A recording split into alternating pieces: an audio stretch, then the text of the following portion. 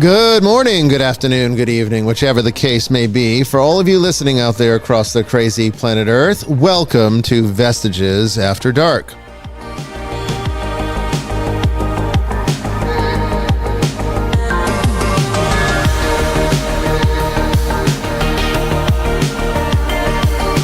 And I'm your host, Bishop Brian Willett, coming to you live from the deep woods of Western Georgia on this November 19th, 2024.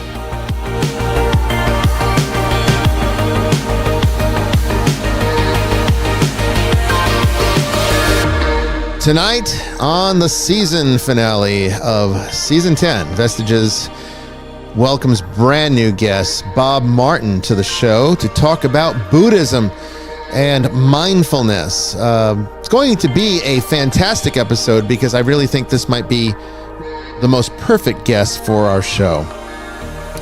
He gets into syncretism and all that good stuff. And he's also a non-dogmatic thinker. We like that around here. So you don't want to miss this one. Don't go away.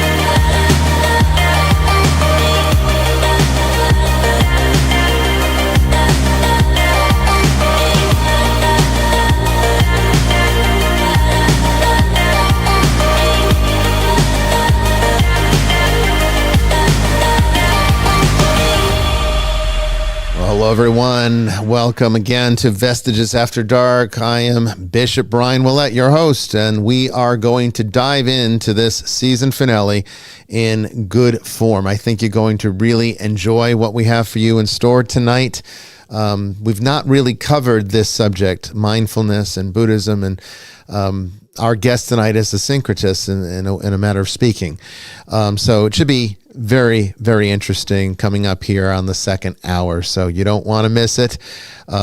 We are going to, of course, start off with liturgical libations because I think we just need to have that on the season finale. I don't usually drink when I'm alone in the studio, but tonight I thought, we're coming into the holiday season, and nothing is better than a really, really good Spanish brandy or a French cognac, but I was going to say French cognac, but this is actually a Spanish brandy. Grand Duc de Alba. Grand Reserve. It is, I can't even tell you how wonderful this brandy is. The flavors, to me, it tastes like Christmas. Maybe because I've always had it at Christmas time. But I've been drinking this since I was in college. This is one of those brandies that are somewhat hard to get. I've had a hard time finding it. I've even been warming the glass by the lantern over here to bring out the aromas. I think you're going to, I think if you can find it, you're going to like this one. So cheers to the season finale, and to all of you for joining us tonight. I want to thank you for spending your Tuesday evening with us. I want to give a big shout out to all our volunteers as well. They keep our chat safe and they bring your questions to us. So we really appreciate that.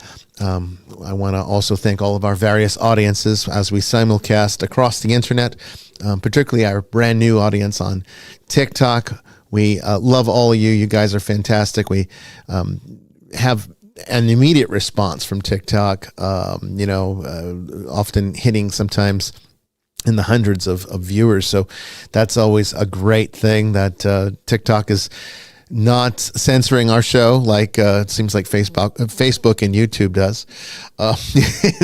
But the best way that you can prevent that from happening is to share, like, and subscribe. Okay.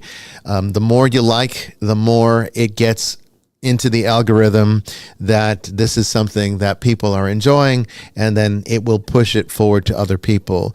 We've got a little, we don't have a lot of subscribers on YouTube. This started out as a podcast, an audio only podcast, on Spreaker that was, distributed to all of the various distributors for podcasts. And we were asked, can you do a video version and put it on YouTube? So we started doing that. Unfortunately, the larger audience that didn't come over to YouTube, but we have about 2,000 subscribers on YouTube, which isn't bad for a small podcast like this. Of course, the audio only version is much larger.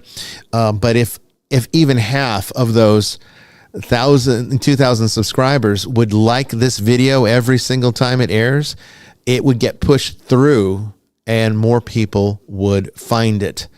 But because we only get about 33 likes, and that's on a good evening, that doesn't get recognized by the algorithm as being significant. So it never gets promoted on YouTube or Facebook. TikTok seems to have a different way of doing this, and more people are watching it on TikTok. So thank you, TikTok, for keeping the show going. All right. Joining us tonight on Zoom, we have Jamie Wolf. How you doing tonight, Jamie? Hey, everybody. Sorry, I'm at the cabin again tonight. My canine had to go back into the hospital at Auburn, but hopefully we'll be picking him up tomorrow. It was the antibiotics this time, right? Yeah, they think he's had a reaction to the antibiotics. He's a little delicate, I guess. So they're going to switch it up and see if he has any more problems with nausea. So yeah, I'm at the cabin tonight. So my liturgical libations is a Behringer Brothers Cabernet Sauvignon. It's a good one. Aged. Usually I'm the one drinking wine. You're the one drinking the hard spirits. Right. I don't drink wine very often. I've only had half a glass, and you can see my cheeks are already turning red. Oh, yeah? Well, I'm sure this bottle of brandy will still be around next time you're over here. Oh, so. Yeah. Yeah. Save a drop for me. I will. Also joining us on Zoom from all the way from Australia, we have Father Chris Yates. How you doing tonight, Father, on the season finale? Yeah, I'm doing pretty well. It's getting into summer here, so it's warming up. Hence my T-shirt. God, that would be so disorienting going into the warm weather as you're approaching Christmas. I don't think I'd like that very much. Yeah, I'll never ever adapt to it. I mean, I didn't grow up here. Yeah, and so for me, especially being from the north of England, Christmas means cold. If not snow, then at least ice. Yeah, right. And, so I'll never get used to it. So here, Christmas also precedes the summer holidays for them. So they tend to have work shut down over Christmas, and then they don't come back till February. So it's the whole thing. I'll never adapt. I've been here for 14 years, tough. And it still doesn't feel right to me. So I tend to just put all the air conditioning on. On Christmas Day, just make it really cold in there. Down. Yeah, because being initially. I'll be very colonial about it and saying because they're all really British in Australia. They true. Yeah, same king. I'm drinking out of his mug. But because of that, they have this weird thing where Christmas Day can be like 40 degrees Celsius, which is 112 Fahrenheit. And yet they have a roast dinner. Hopefully they're doing that outside. For a roast dinner. Hope they're roasting it outside. Normally. Yeah, that's normally, good. But it is the weirdest thing in the world. So, but it's kind of exciting because I am not from these climes. This time of year, it always feels like I'm in an exotic place, which I suppose it is. I mean, the fact that the British colonized it and put English everywhere can lure you into thinking that you're just in another part of England, but actually this time of year reminds you that you're not. I can see that. I mean, I remember when I moved to Florida from Rhode Island, how even that was an adjustment. Thing, right? It was very similar. Yeah, because there were, well, I mean, it would get sometimes cold, even icy in Florida. It does. But it wasn't the kind of winters we had in New England. And certainly there were definitely summers. I'm sorry. Christmases there that felt like summer, that they were so warm, that would happen. Joining us from Tennessee, we have Brandon Milam. How you doing tonight, Brandon? I'm doing pretty good. I don't have a libation with me. I got water in the fridge for a couple months. That works. It does. Personally, I'm glad that with my book, it's coming along very nicely. I just hit 100 pages and I'm looking forward to hopefully it's going to be done probably next year. Oh, great. Good for you. All right. Well, fantastic. We'll definitely get the word out once it's available. So Absolutely. last show, we had James Ferreira on to talk about the tarot, and we had said that discussion ensued. If you saw the last episode or listened to the last episode, a discussion ensued about what if AI could actually take on the role of being a tarot reader and be a psychic reader. Does synchronicity penetrate into the workings of AI to the point that it would be just as proficient?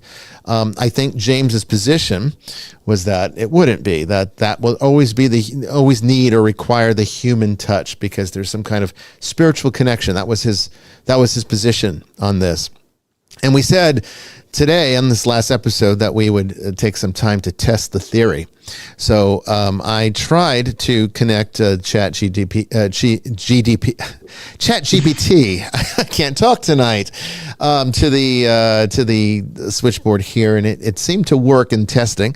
So I think we are in a position where we can try this out. So what I'd like to do to maybe test this a little bit more efficiently is to see if one of us has a question that has a future answer, like something that, has to be answered about the future, but is also something that is already happening where maybe if we're lucky, we can see in real time if the AI can read into the situation enough that it can tell that the person who gets read, whoever it is, whichever one of us wants to do it, could say, yeah, it's actually spot on. It's in the right. So, and then the next season they can tell us whether or not it was the future outcome prediction was true. So does anybody have a question that works like that, where you're dealing with something now?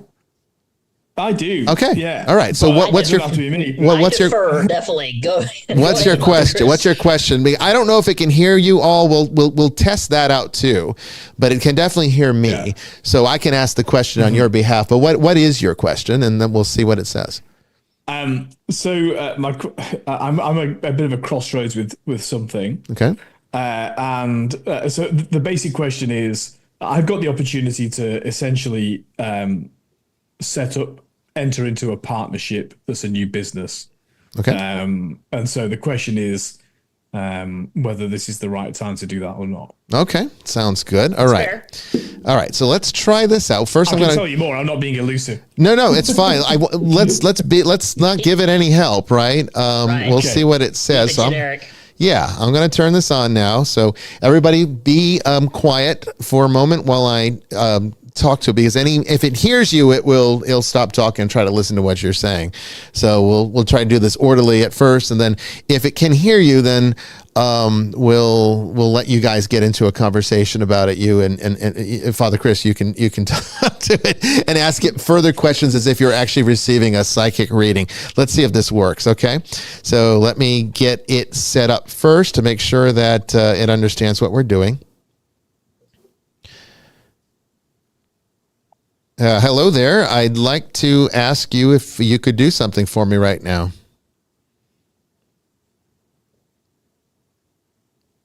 Hello. Hello again. How can I help?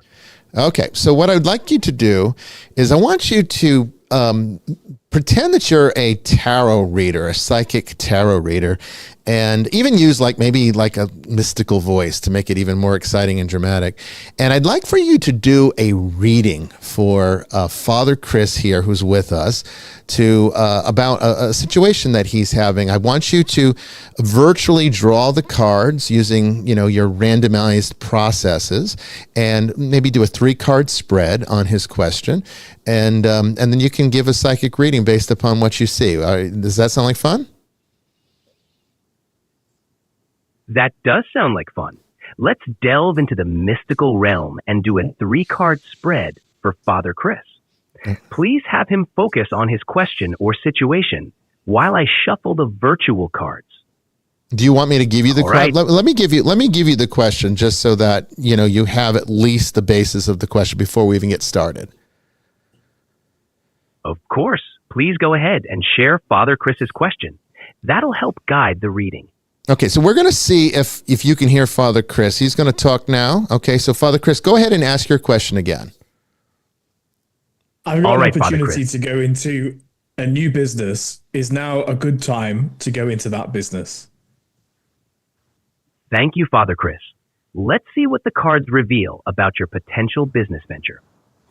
For the past, we have drawn the Six of Pentacles, suggesting previous experiences of generosity or financial support, either given or received, shaping your current perspective. In the present position, the Ace of Wands emerges, indicating a burst of creative energy and the potential for a new, exciting opportunity. This card suggests that now might be a favorable time to pursue this new venture. Finally, for the future, we have the Wheel of Fortune, symbolizing cycles, fate, and a turning point. This card hints at the potential for significant changes and the influence of luck in your journey. In summary, the card suggests a promising outlook for your business opportunity with creativity and change on the horizon.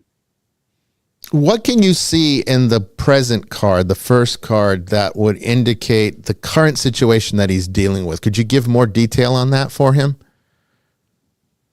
Absolutely. The present card, the Ace of Wands, is a powerful symbol of new beginnings, No, inspiration. I thought you said that it was the Six of Pentacles, the first card, wasn't it?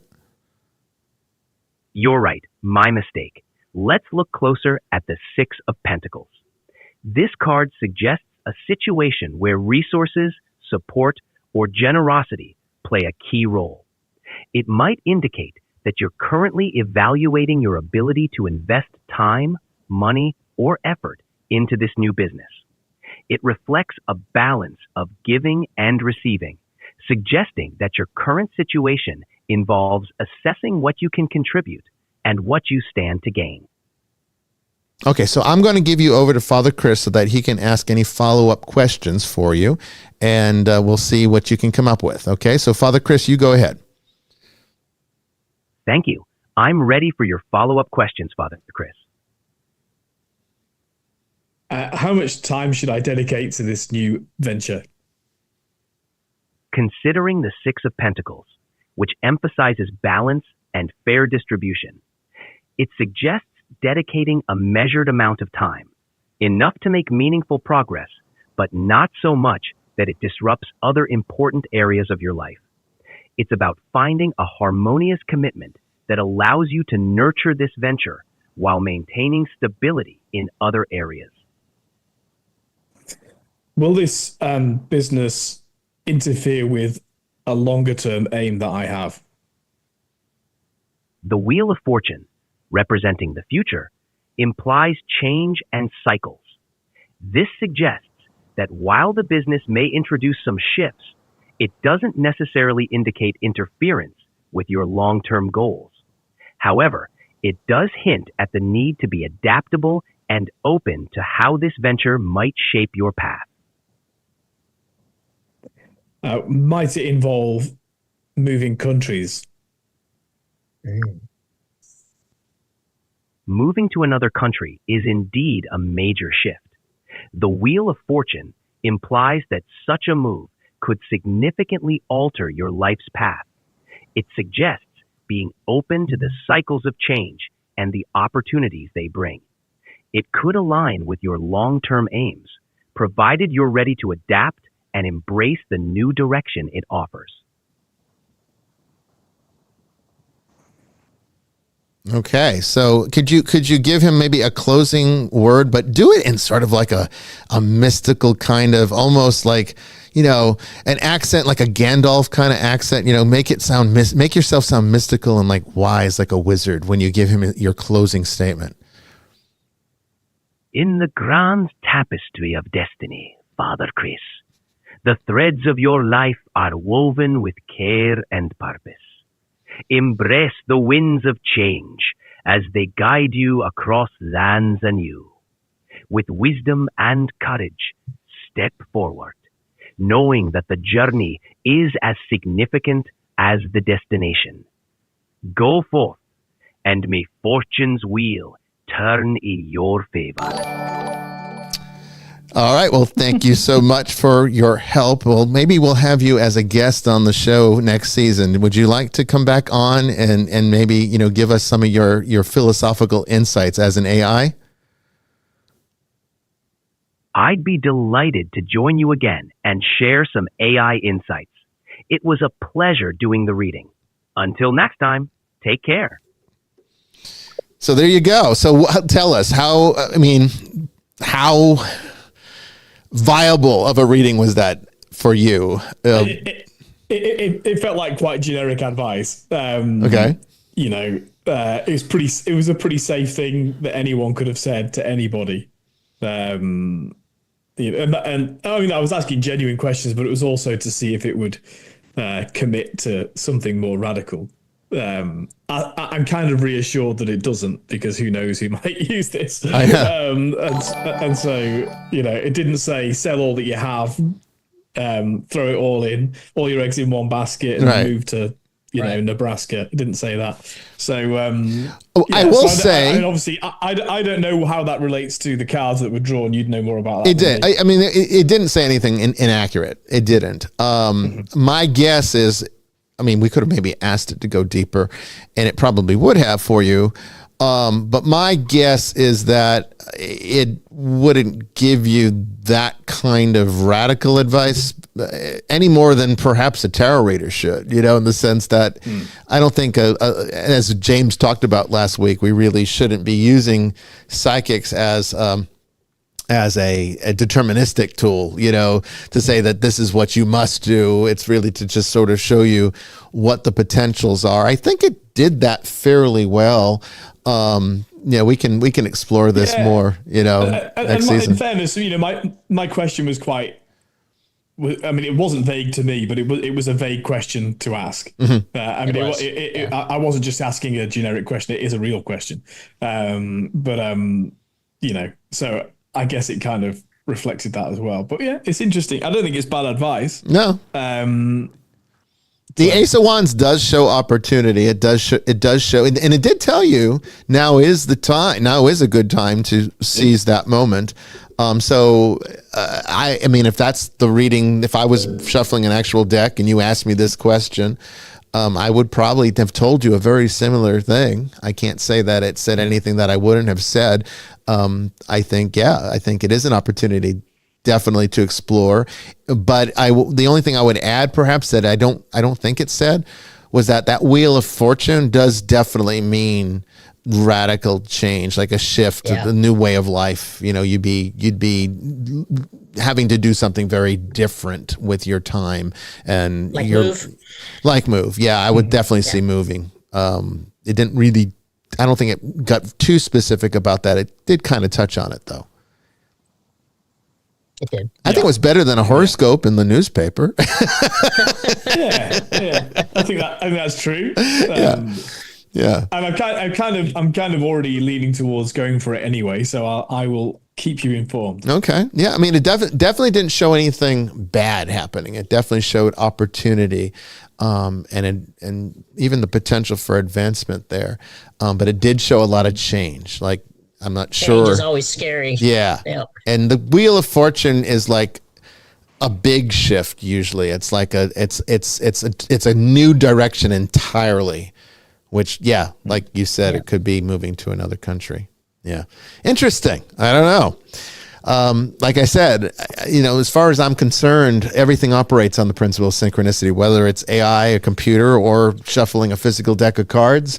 I'm not sure. I can tell you more offline, but I think, I think it did hit on something. When it was describing the Wheel of Fortune, that did touch on something which is actually an underlying. When I said the deeper aim, it seems to fit into that. But I won't say too much more online now. Yeah. I might next season. Okay, yeah, next season.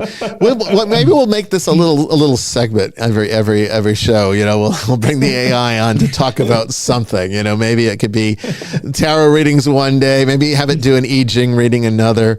Maybe it can talk philosophy or tell us its insights into the nature of theology. That could be fun. You know, but we got questions from the ether here, and let's not waste any more time. Let's go ahead and jump right into that. So, Brandon, what's our first question? I'll just say, if we do end up scheduling AI for a show, I don't think it will be that difficult to do so. No, I think as long as the internet's cooperating, I think he'll be available. But yeah, maybe we'll do an AI show next season, and it can be the guest, and we can all of us can just ask whatever questions we want and see what it says. It's definitely a great conversation starter. I mean, you can just basically, throw something at it, and it will give you deep conversation. I've gotten into major heated arguments with it. I have, and I've witnessed it. Yeah. Yes, you have. Yes, you have. Yeah. But it's fun and it's intriguing, to kind of see what it comes up with. So that could be a fun little segment of the show, or at least an episode. So what's our first question tonight? All right, so the first question comes from Danielle, and it's about our DNA and how the sacred name of God is built into it. She asks, so my question is about the content of the video that she shared. Now, I might be playing devil's advocate, but surely, given how vast and expansive the whole DNA code is, surely you could decide to hunt for the sentence, candy floss, and fairy farts, and I find it repeated over and over in the DNA strands somewhere. Is this as big as they're making it sound? Well, I'm not going to play the video for everyone. I mean, I'm not even sure I could find it again. But basically, long story short, it's this guy that's trying to claim that, and I don't know enough about genetics to be able to validate whether or not there's any scientific validity to what he said. Some of it seemed a little off to me, though, from what little I do know of genetics.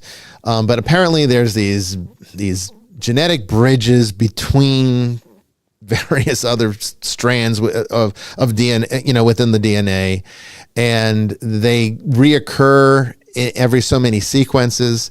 And the sequence that is apparently in there is the same number of bridges that could be applied to the tetragrammaton and the numerical value using Hebrew numerology.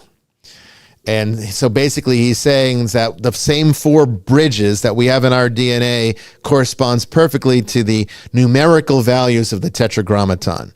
And I guess the argument is that this is God leaving his signature on his creation. I don't think there's any scientific validity to that, nor is there any theological validity to that. I think if there is anything of the kind in there, which would require more exploration with someone that knows a thing or two about genetics more than I do, it would be, again, an evidence of synchronicity. And it wouldn't be necessarily that this is God, proof that God left, evidence that he created us in our DNA. I think synchronicity is clever, as we could see with the AI and the way that it could draw cards, and the cards seemed relevant. I mean, it wasn't foundationally what gave Father Chris wasn't wrong. Maybe it is vague. I wouldn't say necessarily, though. I mean, he could have pulled the tower, and the interpretation, let's say it's instead of the Six of Pentacles, it was the tower. The interpretation would not have been what they gave Father Chris. It would have been probably, you're coming out of a really, really tough time. You've lost everything, and this is an opportunity to build yourself back. I'm guessing if it had told you that, you would have been like, no, it's full of shit. That's not what happened at all. But it did give you something that is relatable and is valid. That's synchronicity.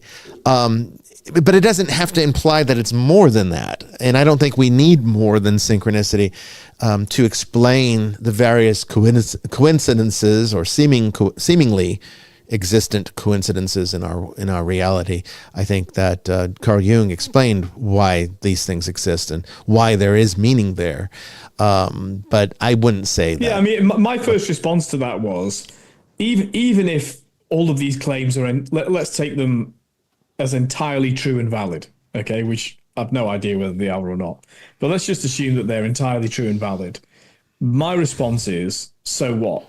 Did you watch the video? But it makes no. I watched the start of it and I got the gist of it and I was like, but I reached the point very early on. So what? Yeah. Like, you know, it wouldn't bother me one way or, and I think, I mean, from a Christian point of view, it misses the entire point anyway. Yeah. Like, you know, we don't believe in God because we can find him in the material world. God right. is the eternal being, right? And so, like, it's the same as the vapid approach that Dawkins and his ilk took to say, if you can't prove God from a material point of view, then I can't believe in him. And of course, you say, well, but God's not material.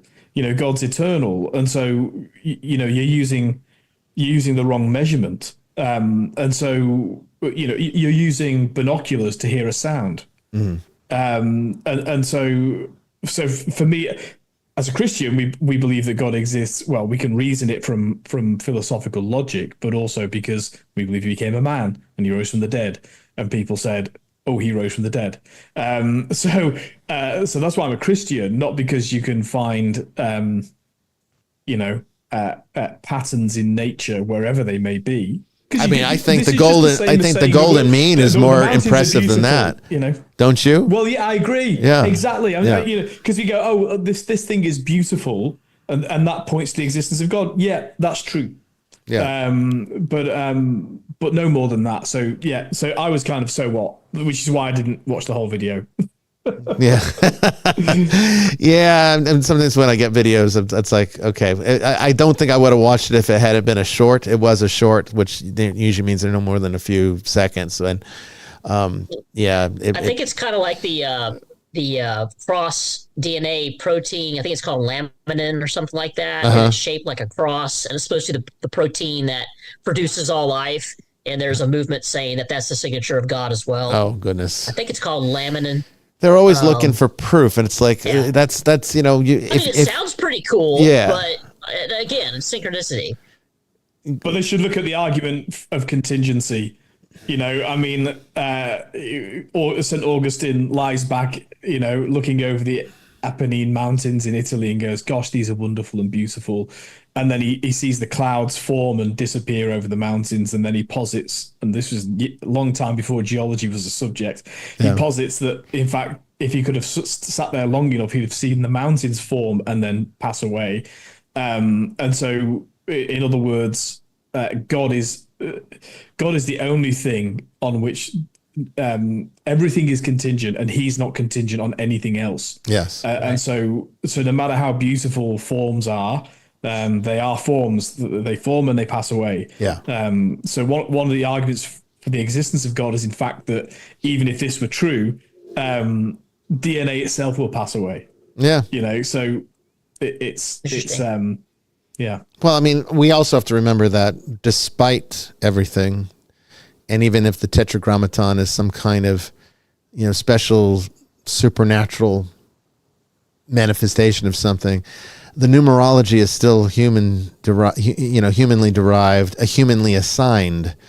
You know, these are Hebrew letters. The Hebrew alphabet was not some divine language handed down by God. Mm-hmm. Well, remember the big thing several years ago about the Bible code? Yes. And using binary or something. That goes back to the 90s. It, and it was it was predicting stuff like Nostradamus would. I had the program. I did. I actually had the program on my computer.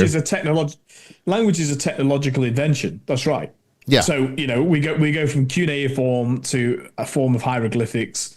Right. To symbols that represent letters. So it's a form of technology. You know, it's a human invention. Yeah. And again, like, people are using the holy name of God in the Old Testament as though it's some kind of magic spell. Yeah, I know. The reason it wasn't said by the Hebrews, and therefore we don't entirely know how to say it properly, because modern Hebrew might bear very little resemblance in terms of how things are pronounced. It was not said out of a sense of awe and respect for the majesty of God. Not because it was some kind of dangerous word. If you said it, there'd be an earthquake and everyone would die. Yeah. It's people are so superstitious. And that's another, I think that's what this is, another form of superstition, honestly. Yeah. And they think because it's about God, it's a safe superstition to have, but it's just as bad as, thinking black cats crossing your path are bad luck. They can. I think they are the worst because they can be religiously motivated. You know what I mean? People will do things. It's a true religion. Yes, they can, and that dangerous things can happen when people do that. So, that's my answer to the question, Brandon. I wouldn't put too much stock in it. Now, the second question, I've been on for a little bit, and I would need your help answering it. So it is involving Exodus chapter 21, verses 22 through 25. In it, it's about two outcomes with two men having an altercation.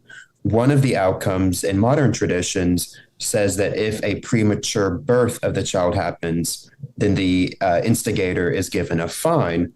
But if it's the death of the child, it's eye for an eye. The perpetrator dies. But however, in my direct Hebrew to English, the two outcomes are a miscarriage of the child, which is a fine, and then the death of the woman, which is eye for an eye. So which one is more accurate to the historical aspect of Exodus? Well, like I said before, with questions like this, this is a text from the Old Testament, which means it's a Jewish text, right? So I think the Jewish interpretation is the only one that we can take when we're looking at it in this context. We can imprint all sorts of Christian ideology into it and say, oh, this is proof that abortion, is evil or whatever. But, it still has to be seen in context to the Jewish world. It comes from the Jewish world. So that eye for an eye consequence that it's talking about is really only applying to if the death of the mother, not if it results in a miscarriage. So that would be the valid interpretation historically.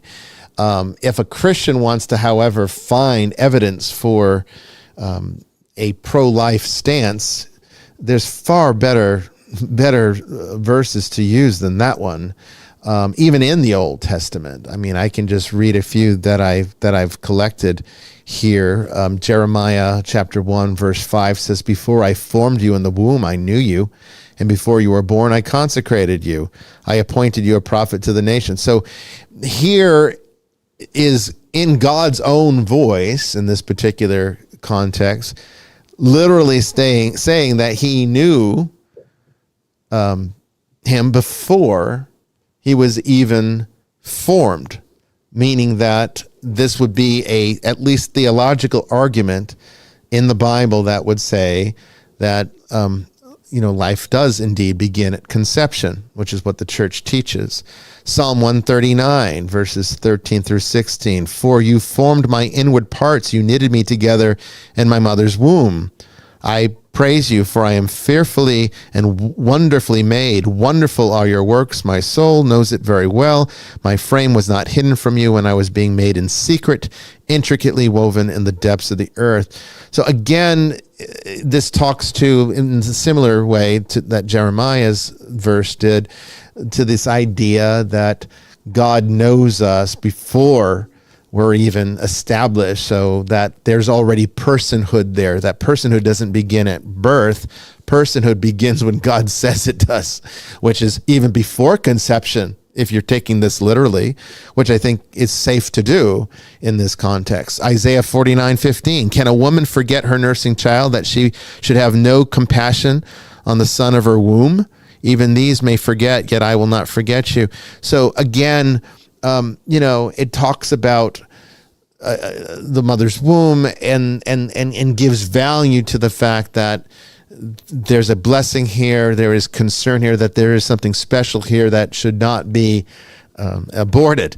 I think personally, though, the best argument for pro-life in the Bible is Luke chapter 1, when Mary goes to see. When Mary is pregnant, right? And then Elizabeth. Elizabeth is pregnant with John the Baptist by about 6 months. I guess it would have been 6 months older. I think John the Baptist was. So they're both in the womb. John the Baptist is in his mother's womb, and Jesus is, and John the Baptist leaps in Elizabeth's womb. He responds to the presence of Jesus, meaning that not only is on some level he cognizant of Jesus's presence, but that this is Jesus in there. It's not Jesus after he's born. It's the incarnation happens at her conception of him, which is, I think, the best argument if one wants to make a theological argument for finding evidence that that abortion is not viable to a Christian. I think that's the best one. Well, I think I mean, you could even go right to the beginning and say it's Genesis. Yeah, you could. In the image of God, He created them. So in other words, all human life reflects the glory of God, and that's the fundamental basis for valuing life. But to go to the verse you've just, I get these cold, so the audience know I've not had time to mull over them like anybody else. But the Talmud, if we're going to look at it as a Jewish scripture, the Talmud is clear that this is about property rights. Mm.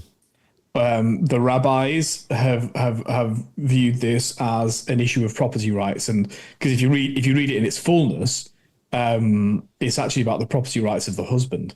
Mm-hmm, yeah. So, although I've read a few from the Talmud, a few reflections. One of which says, for example, if the woman was pregnant but she'd been sentenced to death, then to honor the property rights of the husband, if she was pregnant, the property rights of the husband have to be fulfilled. So she has to be allowed to give birth, and then the death sentence can be carried out. Or if you look at it, if the injury deforms the child, then the man must be compensated by the one who caused the damage. Interestingly, they draw a distinction between if a person has done this to a woman or if it was been done by an oxen. In other words, if a man's oxen has caused an injury that results in this, then they're not liable for that. But if they've done it themselves, so in other words, it has to be an act of assault by a person. So the Talmud's always a good thing to get into if you want to get into the finer parts of Exodus and Leviticus and all the rest of it, because contemporary Christians reading this and then just only looking at it through the filter of their own current politic is not a very good way to read the Bible. Yeah. No, and like I said, Agreed. at the very core, that's probably the worst verse to pick if you're trying to make a theological argument for the pro-life stance, because of what you just said and the fact that it really doesn't apply very well. What does apply is whether or not, because the only thing that matters when you're talking about abortion, the only thing that matters is when does life begin. And the reason why the secular government, at least in the United States, has determined that that abortion cannot be outlawed as murder is because the Supreme Court has said they are not qualified to determine when life begins. They're not qualified to make it. It's a philosophical argument. It's left to theologians and philosophers, not to judges and lawyers or politicians to decide, which is why my argument. They don't extend the rights of the Constitution and of the Declaration to the unborn. So right. In a sense, they have made a decision. Well, I think the reason for that is you don't become a citizen legal until you have a birth certificate. I understand the legal argument, but if you gave birth certificates when you got conceived, then you'd have a legal argument that you're a citizen. The Constitution applies to you, but you're not a citizen until, the Constitution doesn't apply to a non-citizen. So, I mean, I guess the human rights aspects of it do, but then again, human rights is the question, and so the Supreme Court has said we don't know if a mast of cells is a human or just because it has proto-human qualities, Right, but in criminal court, and I've been there, you have an assault happen on a pregnant woman and she loses the child, you're charged with infanticide. Double murder, double murder. Baby. Yeah, that is an interesting. That is an interesting component. I believe that's still in every state. I think it I is. may be wrong, but yeah, and that is hypocritical. I've said that before too. Yeah. I mean, I've called that out as being very hypocritical. But that's just another sign of see, at the heart of all of this, there's a real people can't reconcile it. I know why. I'm a biased Catholic priest, right? So I've got my view. Yeah. But here's even on ignoring the course on a real social level, if somebody decides to have an abortion, and none of us are interested in ostracizing and condemning people, but if someone decides to have an abortion, that's kind of viewed positively. It's a woman's right to choose, and it's a bundle of cells. But the same woman has a miscarriage, and people send flowers and cards. Mm-hmm. And right. Why? That is a real dilemma. That, like I say, I've got my view on it. I know why. But if what we're saying is a life is only worth something if it was wanted, then I think, and obviously I disagree with that position. But because if you make that argument, then you have to say that all of these children in these adoption centers should be executed because nobody wants them. They're not people now. They're not people now because nobody wanted them. Doesn't make any sense. No. But no. I only mention it not to put people in disarray, but right, just to say, look, the reason there is this kind of crazy conflicting approach is because actually, maybe you need to think about it a bit deeper. Mm-hmm. Yeah, it's a conundrum. It's not an easy thing, which is why I've said I'm not interested in making things illegal. I think that's where my stance has been. I've always said I am as anti-abortion as a person can be, but I am pro-choice because politically speaking, I don't want the government making spiritual decisions. I don't. Yeah, that's something we absolutely agree on. The government has no right to tell anybody what to do with their bodies, including vaccines. Well, exactly. Exactly. That's us off YouTube. We're not getting promoted tonight. That's we're damn well sure. But there's also this amazing turnaround. Whereas the verse that Brandon's brought up is all about the property rights of a father to a fetus. Yeah. And in the contemporary world, fathers have absolutely no say whatsoever. No. Right. I've had, not to get anybody's business out there, but I've had a couple of my guy friends that I worked with in the past who were absolutely devastated because their girlfriends at the time decided they weren't ready to be a mother, and they had no say in what she did, and it devastated them. So yeah, it's a sensitive subject. It's a complicated subject, but I believe men should definitely have more of a say. Well, I mean, I think it's the only reasonable direction, since it didn't happen. It didn't happen. This isn't a virgin birth, but this isn't a virgin conception either, right? I mean, takes two to tango. It does. Yeah. It really does. So it's an interesting argument. I don't know. I mean, my point is not to try to talk about the philosophy of pro-life versus pro-choice, but to simply say that's if you're going to make a biblical argument, that's the worst verse you could pick to make a biblical argument for pro-life, because there's so many better ones to choose from that are far more to the point, and that's definitely not one of them. What is the next question, Brandon? So we do have one final question, but we also received one from the chat room. So which one would you like me to do? Well, if we can take them both quickly, we've got about 6 minutes. I can 3 minutes per question, maybe. We'll see. All right. So the final question is from April. Okay. I have read a book where it's talking about exorcisms taking days to complete. I'm assuming that is with fallen angel demons. Is that true? Okay, that's an easy, quick question. Days, months, years, anything's possibility. Multiple sessions. We have to remember, exorcists are facilitators. They are not magicians. All right. So when it comes to a person's, like a doctor's surgery. Yes. Like a doctor's surgery. Yes.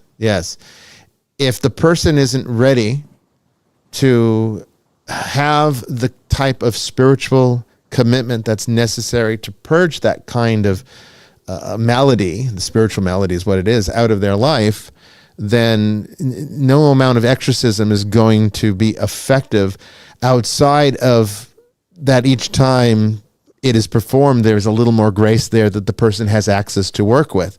But they still have to work with it. They still have to choose to want to work with it. The problem that we see is that, and Jamie will tell you, more than 90% of the time, even much higher, probably 95% of the time, most of the people that find themselves needing the kind of help that we've provided over the years are people that have become spiritually apathetic. They just they don't care about anything. It's not, they don't care about religion. They don't care about spirituality. They don't care about God, they just want to be fixed. They want to be fixed. And it's like, well, there's relationship that's required here. Right. You have to have a relationship with these things. You can't just like going out on a date. All right. You're not going to, I would like to think that you're not going to go get married, after an hour of being out to dinner with someone. Because why? Because there's no relationship there yet. You're building one. Better be a hell of a dinner. It better be one hell of a dinner. But the fact of the matter is, it has to be a relationship. It takes years to build that kind of relationship. And I'm not talking about from God's vantage point. I'm talking about from ours. We don't work that quickly. So if a person has no foundation to speak of, that's going to take a lot longer to fix than somebody that has an affliction that has maintained some semblance of faith, but has had issues and things have happened that led to this outcome. So it could be, hopefully it can be days. A lot of times it is. Sometimes it can be resolved in one time. We've seen that. We've done that. Yeah. But I think realistically, you have to be prepared for weeks, months, or years, and you hope that it can be done. And years wouldn't necessarily have to be in the cards if there were more resources that society put towards this type of help. But because, these days, these small churches like ours are the ones handling it, and we don't get the resources that we need to handle the sheer volume of people. We're talking thousands of cases coming in a year.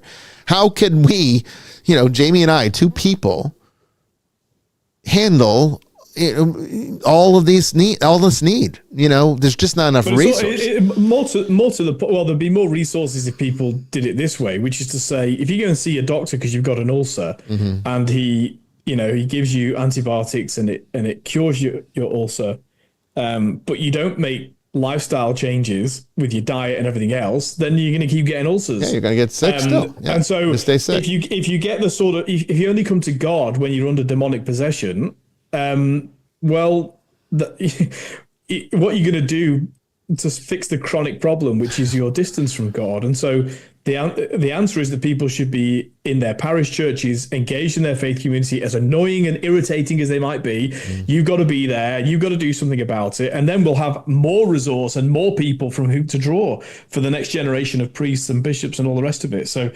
but that's a very boring answer and it requires sacrifice from people. So it's not really very popular. No, it's not. Right. Well said, though. Well said. Okay, Brandon, I can maybe get to the next question if I get 1 minute. What's that question? So this question comes from Christoro. They ask, do you see the Nicolaitanian Catholic Church evangelicalizing a Protestant congregation to become autocephalous? Yes, I tried practicing that. And as we adhere to the covenant to Jesus Christ, which Protestants could in their own right come back to. I mean, is he saying that he sees this church as evangelizing Protestants to develop? That's where they're coming from. Do you see? Do I see if this church, the Holy Nicolaitan Catholic Church, could evangelize Protestants to become independent Catholics operating in their own autocephalous patriarchates? Is that what they're asking? That's what I'm getting from that. Okay. I mean, I don't think that's realistic. I mean, because I think the knowledge gap is too wide, and that's the biggest issue. Is that you can't just simply explain the Catholic faith to a Protestant church and say, but if somebody from that tradition was seeking for whom that tradition has burned them, and because they tend to soar like Icarus to the sky in that tradition, right? And then their wings get singed and they plummet to the ground. Yeah. If the question is, can autocephalous church, Catholic churches, Orthodox churches be a place where if they want a safe landing, they can find one? I mean, if they wanted to, yes. like, if there was like a Protestant minister who came to us and said, I want to adopt your Christianity, I think the better course of action would be to incarnate them. And that their congregation would become part of the Nicolaitan Church rather than establish a new autocephalous patriarchate. I don't think we need more patriarchates. I think what we need is more unity, and so this church would be working more towards unity than towards creating more church. We don't need more churches in this world. I think we need just more unified one church, preferably. Okay, we're going to take our first break here at the top of the hour. When we come back, we have our brand new special guest, Bob Martin, here to talk about mindfulness. Don't go away.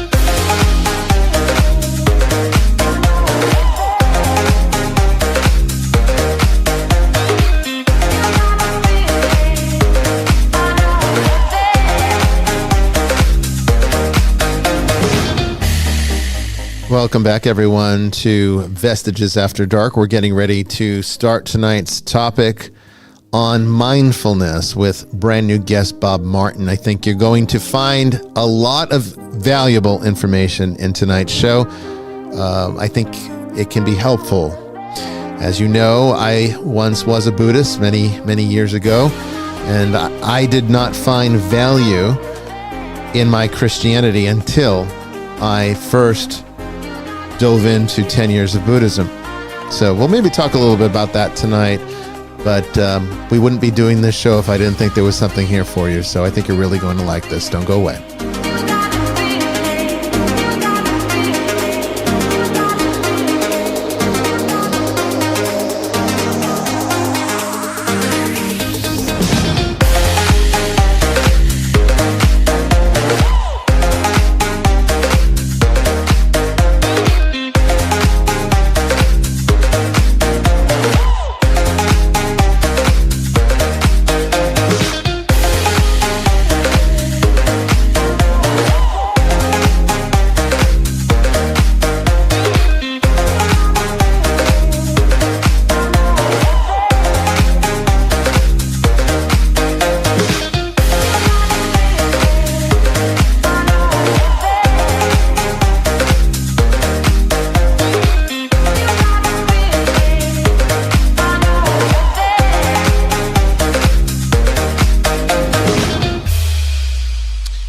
I just want to give a shout out to our new TikTok audience. 172 viewers right now on TikTok. That's pretty good, considering that I think I only have I don't really use TikTok that much, and I only have 1,200 followers there. So thank you all for joining us on TikTok. I really appreciate all of you. We hope you're enjoying the show, and we'll have more for you next season. This is unfortunately the season finale, but we'll be back in usually February sometime. And the next season's a longer one, so don't forget about us, okay? We'll have more coming very, very, very soon for you. But we have a great show tonight. I think you're going to really like this a lot. Our guest is Bob Martin. He's a criminal trial lawyer with over 40 years of experience dedicated to helping people break free from incarceration and life's limiting narratives. As a certified meditation teacher and mindfulness coordinator at Elon University, Bob blends spirituality, brain science, and psychology to guide individuals toward inner peace and resilience. His spiritual journey began during his time as a lawyer in Miami's notorious cocaine cowboy era, where mentorship from Taoist master Hua Ching Ni transformed his life. Rooted in Taoism, Buddhism, and Christianity, Bob now teaches meditation, ethics, and mindfulness to empower future leaders and those recovering from trauma. Bob is also the author of a Taoist Christian devotional and works to support abused and neglected parents, children, helping them find hope and healing. His life's work reflects his dedication to liberation, compassion, and personal growth. Let's welcome Bob Martin to the show. How you doing tonight, Bob? I can't hear you, Bob. Can you hear me? Can you hear us? No sound. Check your audio settings. Sometimes your computer will default to a microphone you don't have set up. I've seen that happen a lot on Zoom. Yeah, it's happened to me. Yeah, it has happened to me.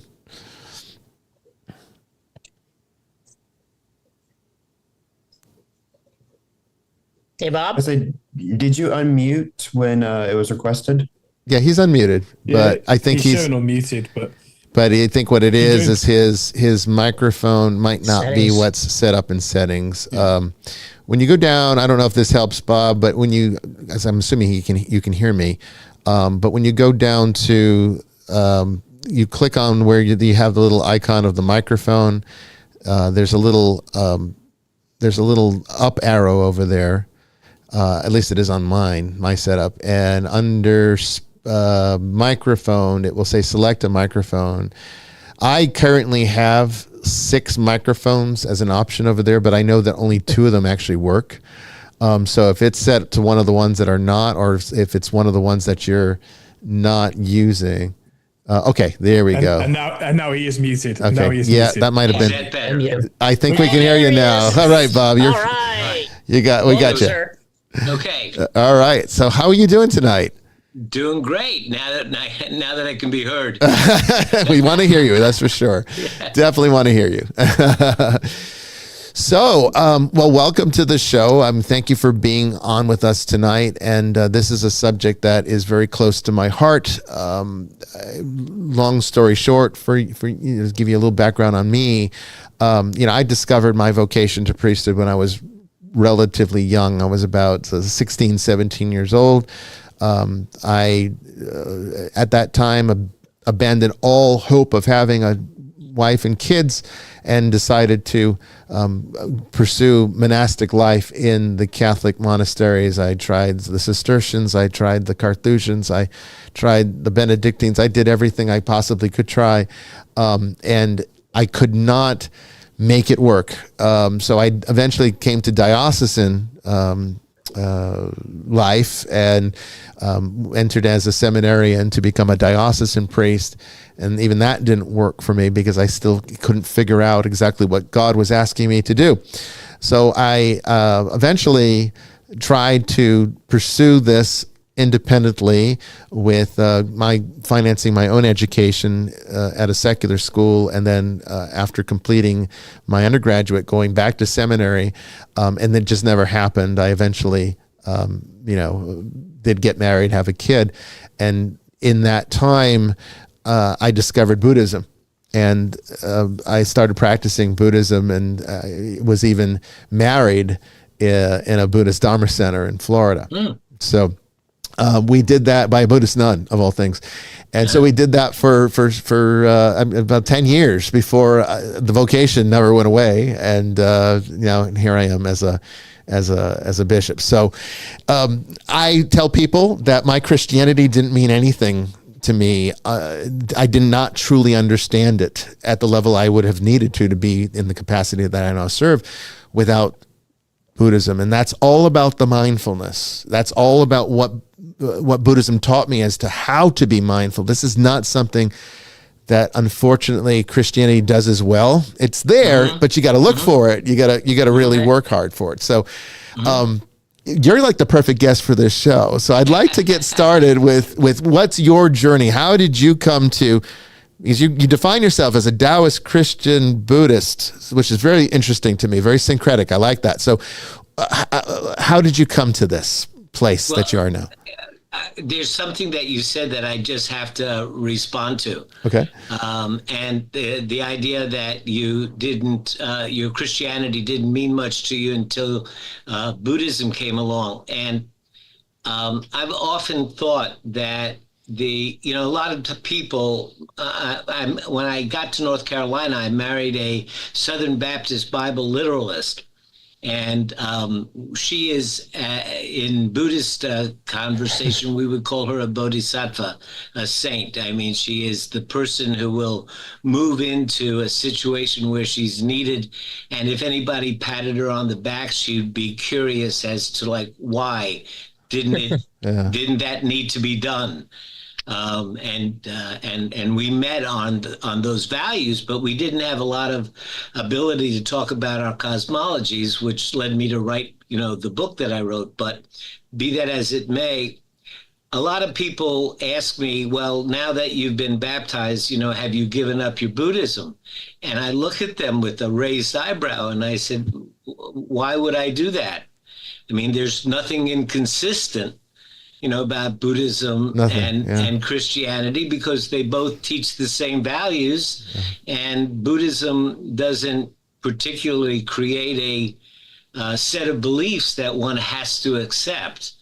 And so they're completely consistent.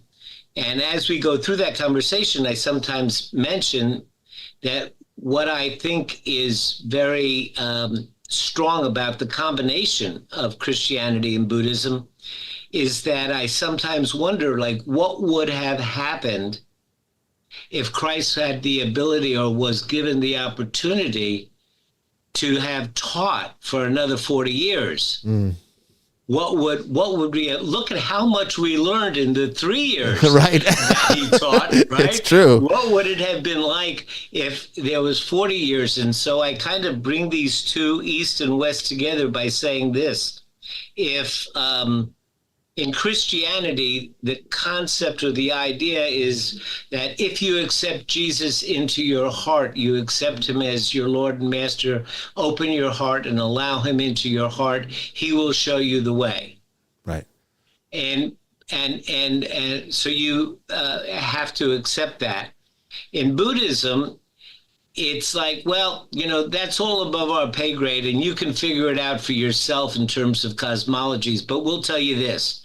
If you cultivate generosity, if you cultivate equanimity, if you cultivate wisdom, if you cultivate compassion, if you cultivate these things, you will come to your own understanding of how the universe works. Because the Buddha was able to teach for another 40 years. And he was a great teacher, and he came up with all these great teaching mechanisms.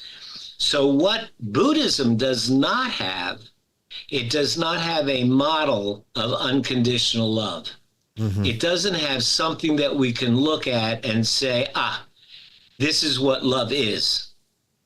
It doesn't have that as a model, but it doesn't have 40 years of lessons either on how to love, how to have compassion, how to be generous. And so if you take, those teachings and those practices that Buddhism gives us to cultivate the things that Jesus told us we needed to possess, and we look at Jesus as the model, we all of a sudden have something that's very, very powerful. And that just came to mind as you were talking about how Buddhism affected your understanding. Yeah, and it is. That's what you said. I mean, I've had that exact thought. What would it have been like? Because obviously Christianity, particularly Catholic Christianity, which is what we practice, I have to say, emphasizes more the action of sacrifice, the theological component to who Jesus was and what he did and what that means for us. Less so his teaching, although the teaching's important, of course, the gospel's important, but it always kind of emphasizes the actions over that. Whereas, what would it have been like if the teaching would have had, like you said, 40 years of expansion? It would be unthinkably amazing. We can't even conceive of that. But you're right. Buddha kind of gives us a little glimpse into what that could have been like. Yeah. But maybe that's why, because Jesus is God, so we have to assume that there was some divine wisdom in only giving us 3 years. He didn't hang around for 40 years to teach. I'll remind us that Jesus said to his disciples, "You'll do greater things than I." Because he was truly man, he was one man. And the whole point.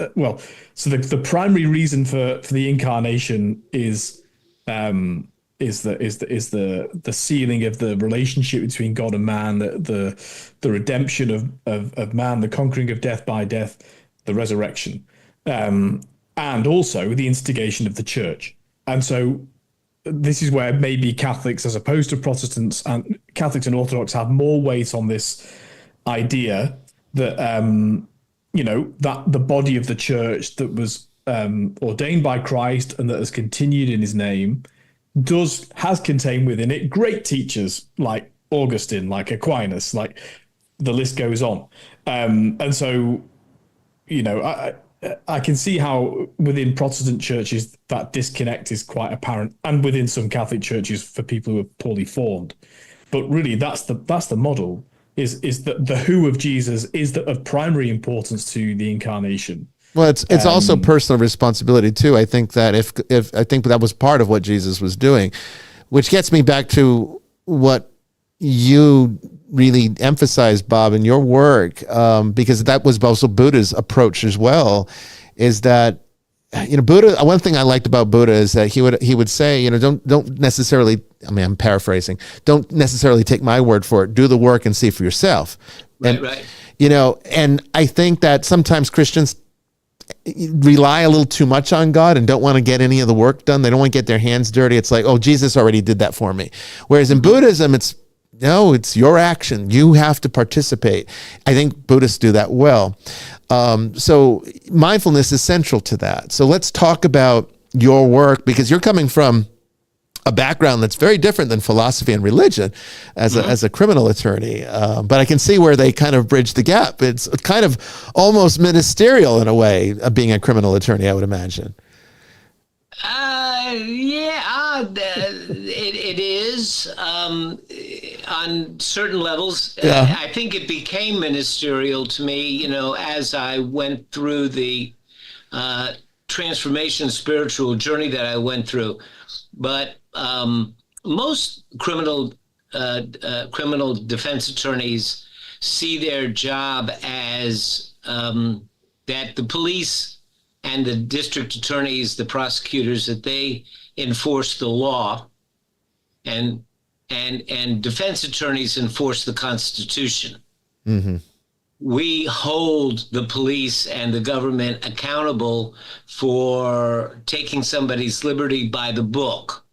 You got to do it by the book, and there's somebody that's going to run herd on your power by making motions and wondering whether or not what you did was constitutional. So we see our role as guardians of liberty and justice in a very different way than the common sense of safety that law enforcement speaks to.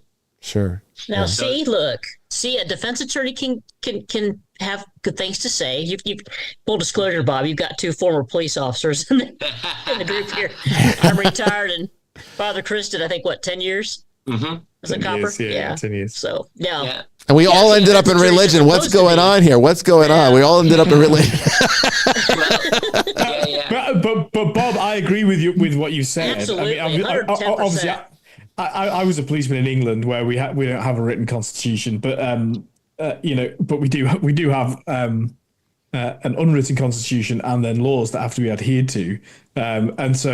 And that's absolutely right. I mean, it's Absolutely. not. I know that a sort of cartoon look of it can be, oh, it's police against the defense. But I was certainly not trained to look at it that way. I mean, in the oath we take in Britain and indeed in Australia is, without fear or favor, malice or ill will. That's how you investigate something, and you gather all evidence, whether it supports or not. Because what you're seeking is truth. Right. You're actually seeking the truth, not to build a case. I don't like terminology like that. Do the right thing in the right way for the right reason, period. Right.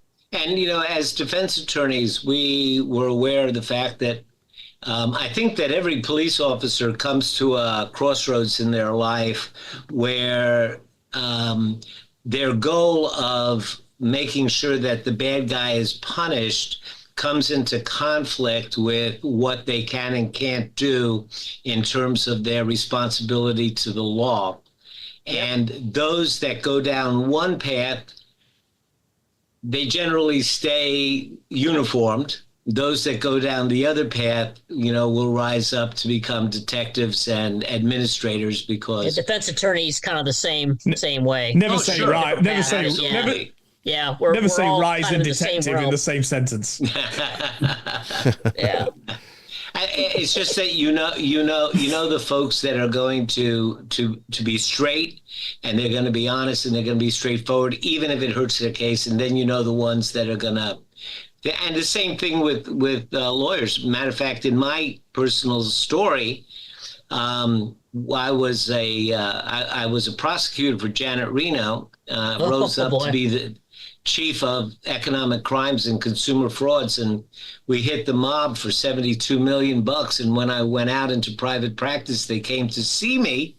I'm sure they did. They did, but not for the reasons you might think. It's because I beat their best lawyers, and they wanted to hire me. They want to hire you, yeah. See, that sounds like the mob I know. and they did. And then it came to a time when we had a very good understanding that I wouldn't do anything illegal or unethical. Why? It was in their best interest to have a lawyer who was respected by the courts and whose word was taken as gold. That was in their good interest. Yeah, you definitely get a reputation. Until Johnny's son got arrested. And then there was no saying no to him. And that's when I moved from Miami to North Carolina. Understood. I love it. But the interesting thing, you asked me a little bit about my background, so let me share that. So, my dad was Hungarian royalty and immigrated from Hungary in 1912. He was born in 1898. My mom was Roma Gypsy. The Bolsheviks killed all of my ancestors. So other than my father's brothers and some cousins who were able to escape, I have no ancestors. Wow. Living. My mom was Roma Gypsy, and as you know, everybody slaughtered the Romas. Yeah. So they came to the conclusion that there really couldn't be a merciful God. And so I grew up in a family, I'm not going to say that it was atheist or even agnostic. I coin a word. I call it non-theist. Yeah, mine too, by the way. We just didn't talk about God. I mean, it was, but the funny thing was that my father, who spoke like Dracula, so he said, I want to suck your blood. He said, we are Americans and you must know the Bible stories. And so you are going to go to Sunday school. And I was excited about that, you can imagine. Yeah. And so I would go into these children's Sunday schools at different churches, and they would tell me these stories. Now, try to imagine, I know most of you fellows have grown up with religion and with God and the like, but here's somebody who hasn't really been exposed to that, and they're telling him all of these fantastic stories about floods that cover the earth, and it was very Disney-like to me. Yes, it is. Except for one thing. Mm-hmm. Everywhere I went, they told me, there's this guy, this person, and he might live like somewhere in the stars. I never could quite figure out who or what he was, but that he loved me. He loved me. And I got that same message over and over. And I finally just accepted it, that there was somebody out there that loved me. And my folks, being Eastern European, were not very affectionate, and they didn't show emotion much. And so I didn't get a lot of pats on the back, but I always had a sense that the universe was good because this fella was there and that he loved me. And it was something that went into my soul. And I think it's something that eventually came and saved me because I started hanging out with the mobsters, and I was doing what I wasn't doing what mobsters do, but it was the days of chrome and glass Miami discotheques and lots of cocaine. And I was partying with them a lot, and I was going down the tubes personally, never professionally. And I was making a lot of money. I was arrogant, full of myself, and didn't have a North Star. Anyway, I came to a crossroads in my life, and I was seeing a therapist, and I asked him what should I do about this big decision I had to make? So he pulled out some coins and started throwing them on the desk and making calculations. Finally, he added some numbers up, and he came up with a number, let's say it was 32. And he reached around to a book, and he opened the book to chapter 32. And the word was retreat, the name of the chapter. And I'm paying him $65 an hour to be my therapist. What do you think? I'm going to curse him out, right? And stomp out, think he's a charlatan of some kind. Yeah. But that word was tattooed on my consciousness. And that's when I decided I would pull back from some of the stuff that I was doing and do those 12 steps and make amends and do all higher of that. Forces had plans for you. I guess so. But when I went back, I asked him what that was all about, and turned out that he was the English language editor, disciple, and devotee of Master Watching Nee, who was dig this, 72nd generation. Oh, wow. Priest from the Shaolin Temple, Kung Fu, Tai Chi, all that stuff. Yeah. So Master Nee came to Miami every month, and we had a little group with George, who would lead us in between. And so I started studying Taoism, which, is a sister of Buddhism. Sure. And all of a sudden I was presented with a secular but still effective map of how to live life in a virtuous, effective, and efficient way. And I just took to it. I wasn't asked to have to believe in angels or devils or gods or anything. And I took to it as a way of finding your path in life. Master Nee was a wonderful model. He taught us what he called mastery, what is mastery in life, and taught us practices of how to refine our compassion or generosity and the like. So I grew that way. When I got to North Carolina, there's not a lot of Taoists, so I started going to Buddhist temples. And then I kind of outgrew my first wife. I had a very terrible divorce. And then I met my current wife, who is a Southern Baptist Bible literalist. Wow. So Interesting combination. Yeah. So one day she's off to church, and she has these sad beagle eyes. And I said, Connie, what are you sad about? And she goes, well, I love you so much. I just hate it that you're not going to go to heaven with me. Oh, geez. So I said to her, well, I hate it that you're not going to be reincarnated with me. There you go. Got me a good whack, a slap on the cheek. walked off to church. But then I started asking her, what were the lessons that she, revered out of the Bible? And she started to say it. And I started to notice that was very much the same lessons that were taught in the Tao Te Ching, which is the seminal book of Taoism. Mm-hmm. I started looking them up, and then I started looking in the Bible. And thank you, Google. I could say, to the Bible, to Google, what does the Bible say about humility? What does the Bible say about washing feet? And what does the Bible say about this? And I started reading, and the Old Testament and some of the stories, that's still, for me, not familiar. Mm-hmm. But in terms of learning about this fellow who loved me, I was absolutely enamored.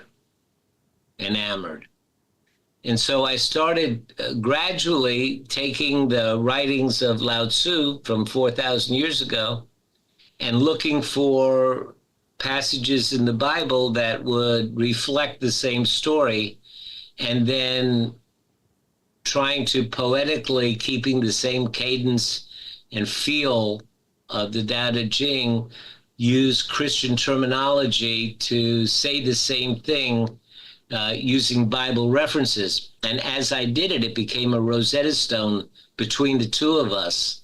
And it incredibly deepened our relationship. And so I did all 81 chapters. And then folks somehow, if you want to say, Jamie, if you want to say it was a higher power, I'll go with that. Somehow a publisher heard about it and reached out to me and said, we want to publish a book. And so what's wonderful about it is that now I am getting letters from all over the country, people saying that they had left the church because they couldn't deal with the exclusivity, the my way or the highway, the dogma, a lot of the sin speaking and the like. They just didn't jive with their sense of science. They left the church and they had turned their back on Jesus and God as well. And now they found a way to reinstigate that relationship outside the confines of the church. And so that gives me some lift. Mm-hmm.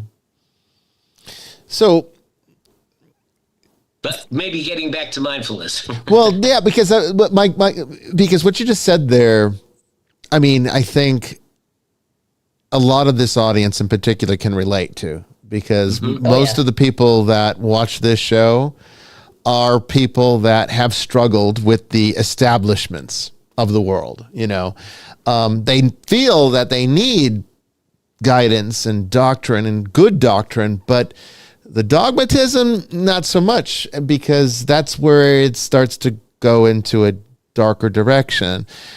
I, like you, I had it up to here with well, I mean, in seminary, I had it up to here with dogmatism. The rules and regulations and the restrictions of even monastic life was just too much. And my experience with God was very liberated. So I didn't find that the two really related very well, yet I knew there was so much in the church that was of value. I couldn't find a way to relate to it.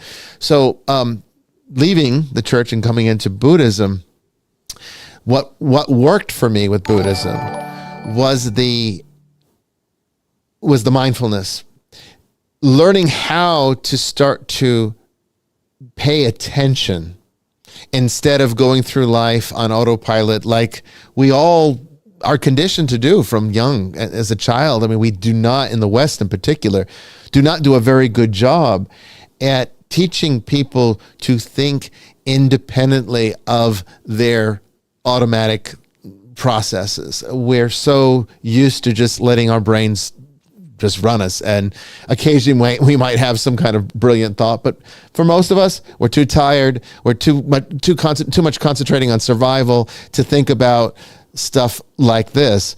And then it comes back to like Maslow's hierarchy of needs, where that self-actualization is unreachable for so many because they can't get past the first two steps.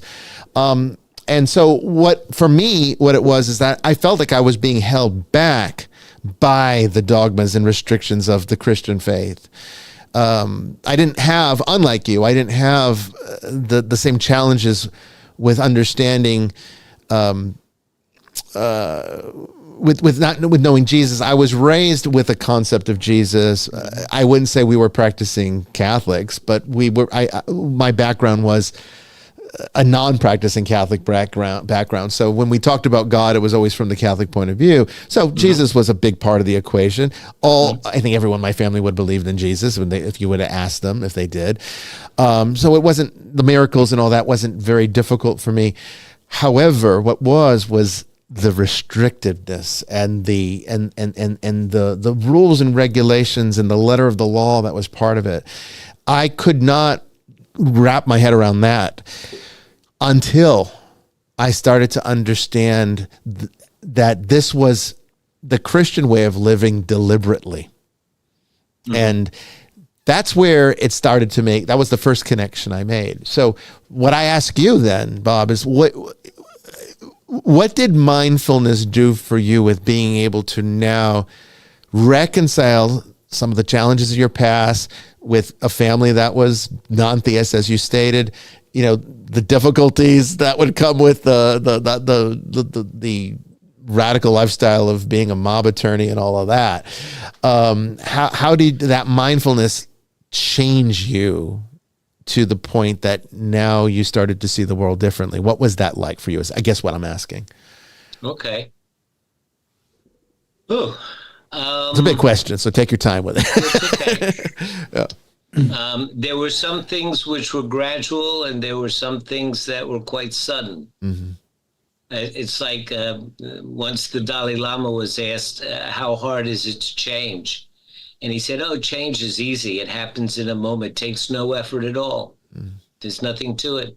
Once you're this and then you're that. He said, but preparation for change can take years. Yeah. Yeah. And I think that would apply here. There was a gradual thing. But what mindfulness did specifically is, we often say in our common language, I had a thought. And, you don't think twice about that. But if you do think twice about it, you have to ask, well, who is it that is having the thought? And what is a thought that you have? It's something that you have. That means it's not you. It's something you have. And then there's an I, which is the creator of the thought. And what mindfulness and meditation does is you learn to peel yourself away from being in your thoughts and being your thought. When we have a judgment that comes up, we look at somebody and say, that haircut doesn't become them, or that dress looks lousy on her, or, she's too fat, or she's too thin, or this, that. We have these millions of judgments. When they come up as our truth. They don't come up as a judgment or as a thought. They come up as, that's what I am. I believe it. I identify. It is me. And it's not. It is the product of years and years and years of conditioning. So when you start to back away from that, sometimes I use the metaphor that a river might be like our stream of consciousness. We can sense that we have one. We feel it. I think, therefore I am. We have this sense of consciousness that streams. And on that consciousness, there are the twigs and the leaves. Those are our individual thoughts that kind of pass through our consciousness. And when we are our thoughts, it's like we're riding on that leaf.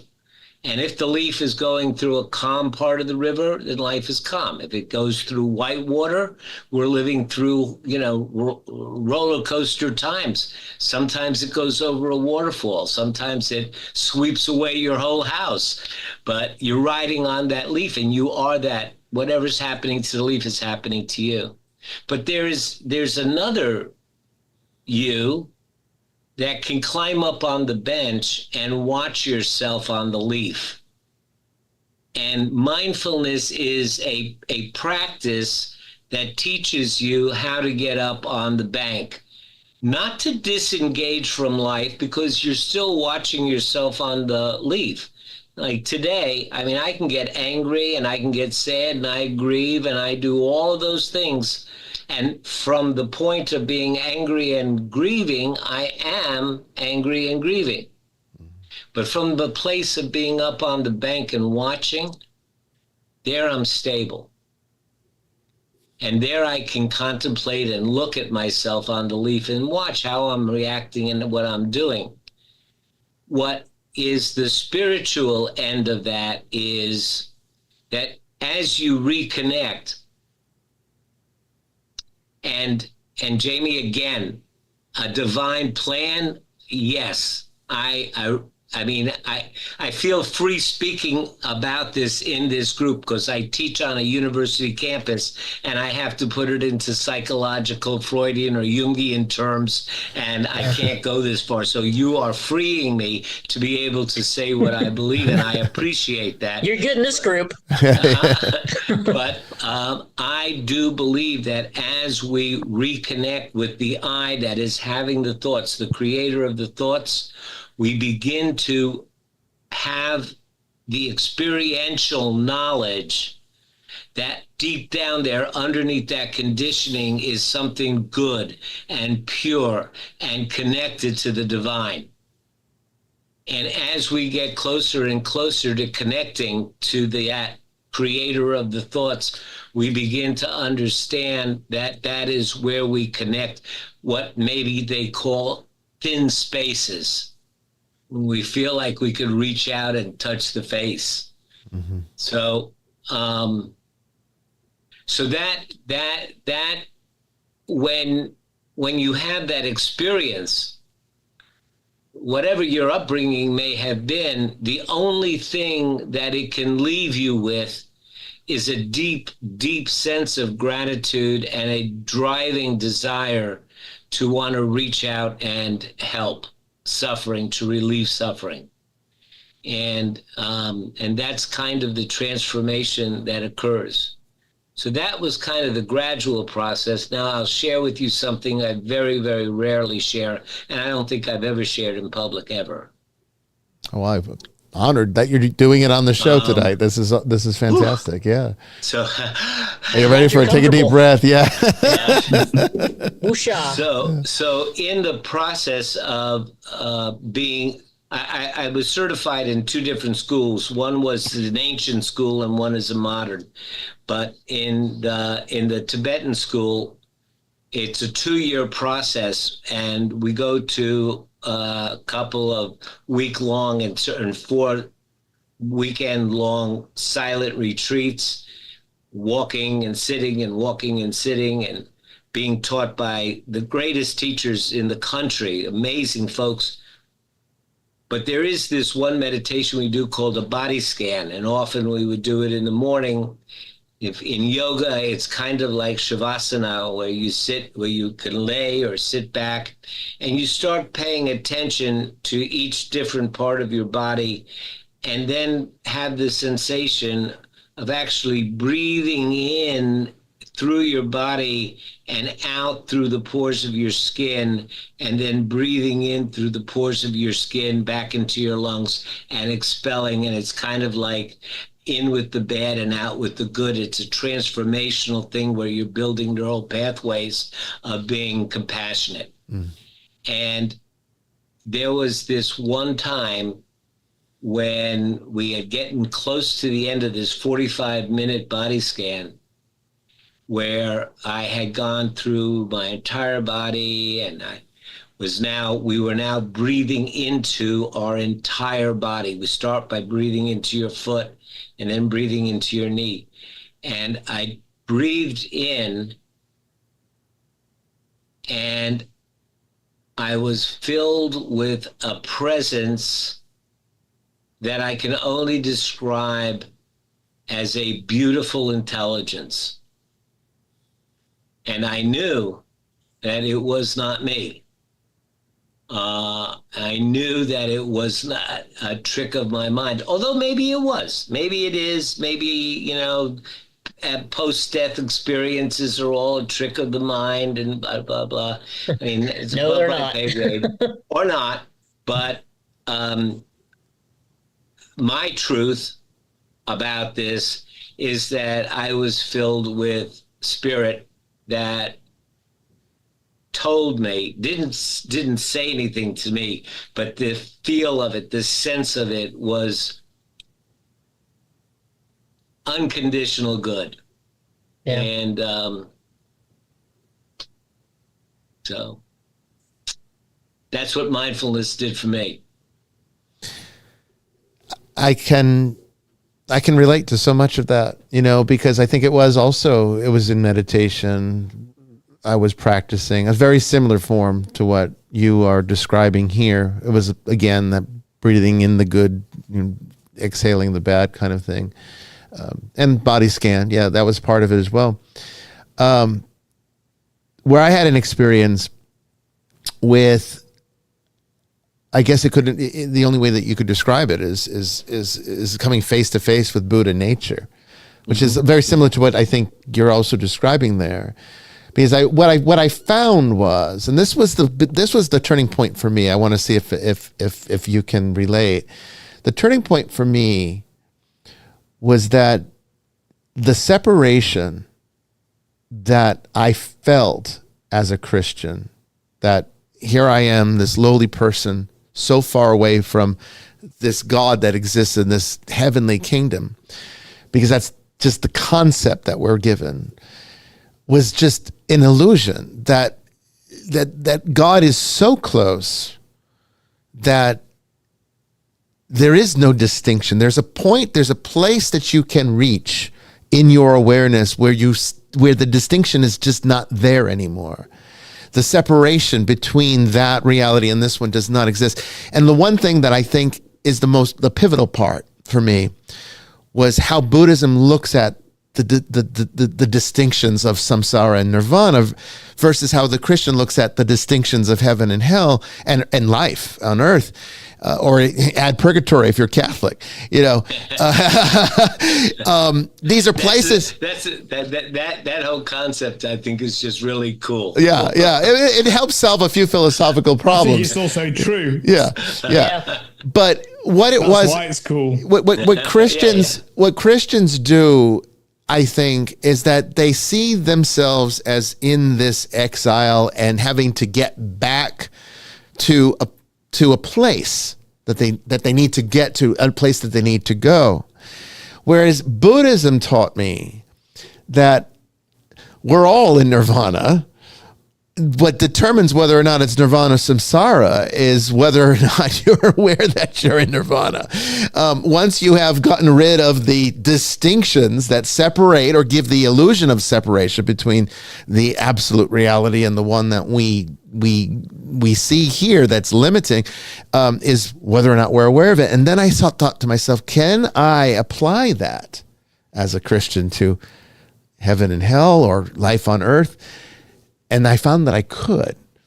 That I don't think getting to heaven is the correct way to look at it anymore. Going to heaven is the correct way to say it. I would say that we're already, if you're saved, if you want to look at it from a strictly philosophical point of view, if salvation is necessary, which as a Christian I think we have to accept that, then going to heaven, the result of salvation, would take us into God's reality, as the Catholic Church would call the beatific vision. It's outside of time. God's outside of time. If you're outside of time, then that means all points of time, past, present, or future, are meaningless. Therefore, if you're going to make it to heaven, then you have to already be there. because if you make it to heaven, then you are outside of time, which means that you would have always been there for all eternity. You never left. And all that makes the difference is whether we know it or not, whether we're aware of it or not. So I started to apply that Buddhist way of thinking to my Christianity. And that's what opened up the world to me. And that's when I said, now I can come back to the church, and it's no longer this disconnect. Now it makes sense. Does any of that resonate with you? I mean, the whole concept of heaven on earth is, yeah. I mean, that's what we speak about, heaven on earth, and that's what it is. I mean, and these things, they seem like they're large, but maybe they're not. It's like somebody once mentioned to me, I've stopped saying I have to do things, and now I say I get to do things. Mm-hmm. That little change of perception, that little change of language, changes something from a Volga Boatsman's song to A Life of Joy. Yeah. And what you're speaking of, I think, makes a lot of sense to me. I tell you, if I may, I tell you another little funny thing. I'd be interested to know what you all think about this. Sure. So I remember I told you that we didn't have any conversations about God or religion in my house. My dad lived to the ripe old age of 98, died in 1996. And when I was going through his things, I found a book. Matter of fact, it's right here. This canvas-covered, yellow-paged book that was published in 1876. Wow. And the name of it is The Unknown Life of Jesus Christ by Novatovich. And it is a travelogue where this man decided that he would follow what was alleged to be the path of Jesus through India and up to Tibet. And he logged his travels. And when he got to Tibet, he found a bunch of scrolls that memorialized Jesus's visits there. And then again, memorialized when they heard along the Silk Road that he had been crucified and that people had come and given testimony about the crucifixion. Mm-hmm. And when he got back to America and published this, there was a big brouhaha and a big fight between the New York Times and the Washington Post. The New York Times supported him. The Washington Post said it was a hoax. But there were two expeditions that followed his paths. And, if you talk to an Indian these days and you ask them who St. Isa is, they'll say, well, St. Isa was Jesus. And he visited our country. And this is well known because where was he between the years of 13 and 32? Yeah, the missing years. And, and a lot of people say, well, the Bible tells us that he grew and he matured. Okay. But here's a guy, think about this. Here's a guy that goes into a temple and is already a renowned teacher at 12, right? Yeah. His life is already being cataloged at 12. Mm-hmm. And then somehow nobody records any of his deeds for the next 20 years. Yeah. So this surprised me. I was flabbergasted. Why would this be among my father's most treasured possessions? Maybe because it was just an old book. I don't know. I don't know. But it always has made a lot of sense because Jesus taught love and forgiveness, which are basic tenets of universal religions all over the world. And I don't know. What do you think of all that? I think it is definitely possible. I can't remember the name of the group. It's a book I read quite a while ago, but it detailed a similar thing, a Christianity, a very ancient Christianity that evolved, pre-Nicene Christianity that evolved in China. And it had some texts that were, that basically contained these statements that would indicate that Jesus had made his way out there prior to what we know in the Gospels. And it was very compelling. It's in my library somewhere. I have to go dig it out and find it. And there was a name for this group of Chinese Christians. But what was really interesting is that it was a carryover of a pre-Nicene Christianity. So this was before Christianity had been fully unified into the proto-Orthodox theology that would dominate ever since. It was before when Gnosticism was still a possible, viable candidate through Valentinus. There were, various other types of Christianities that were eventually rooted out as heresies with the subsequent councils. But this was a part of that early Christianity that hadn't happened yet. That definition of faith hadn't happened yet. And so it was very interesting to see that it made its way and flourished in China during this time, because we don't really think about Christianity making it that far out there, before the 300s, and it did. And I think that there's definite validity to that possibility. Is there a way to know? If you're looking for archaeological proof, I don't think we're going to find that. Right. But we do know that Christianity as a message at least got out there somehow. Mm-hmm. And, it influenced them. Would it not? Well, that's less of a mystery, though, because, I went to a lecture by William Dalrymple the other week, and his new book, and this is things we've only discovered because of the last 20 years of archaeology, that we know that Buddhism comes from India, not China, of course. It finds its way across there eventually. Right. But that India was basically the heart of the trade.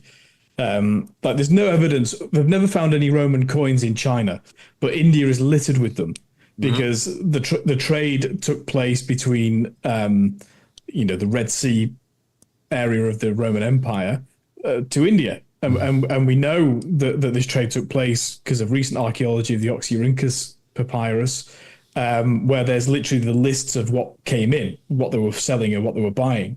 So it'd be absolutely no mystery to me as to how Christianity would find its way to China. What we think of as the Silk Road is just nonsense. Recent archaeology has completely blown it apart, that all of these routes went essentially from, Alexandria via India and then to Southeast Asia from there. Mm-hmm. And as well as trade, ideas also go with them. Well, St. Thomas was said to actually have evangelized India as well. Mm-hmm. So we know that the apostles, or at least by tradition, made it out that far in various parts of the world.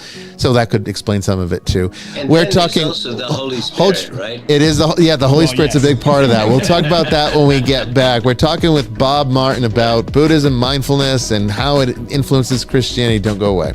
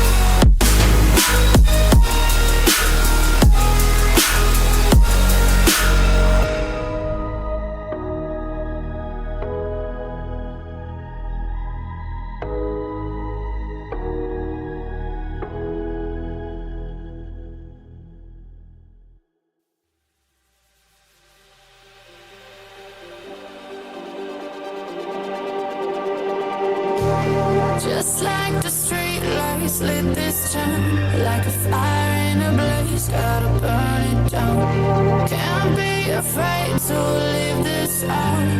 We got this far, don't know how. I see danger in your eyes. They know we'll burn down the night. Coming just like the sunrise. You know that we gonna let it away. Tonight, we gonna let it away. Tonight, we gonna let it just like the sunrise. We gonna let it away.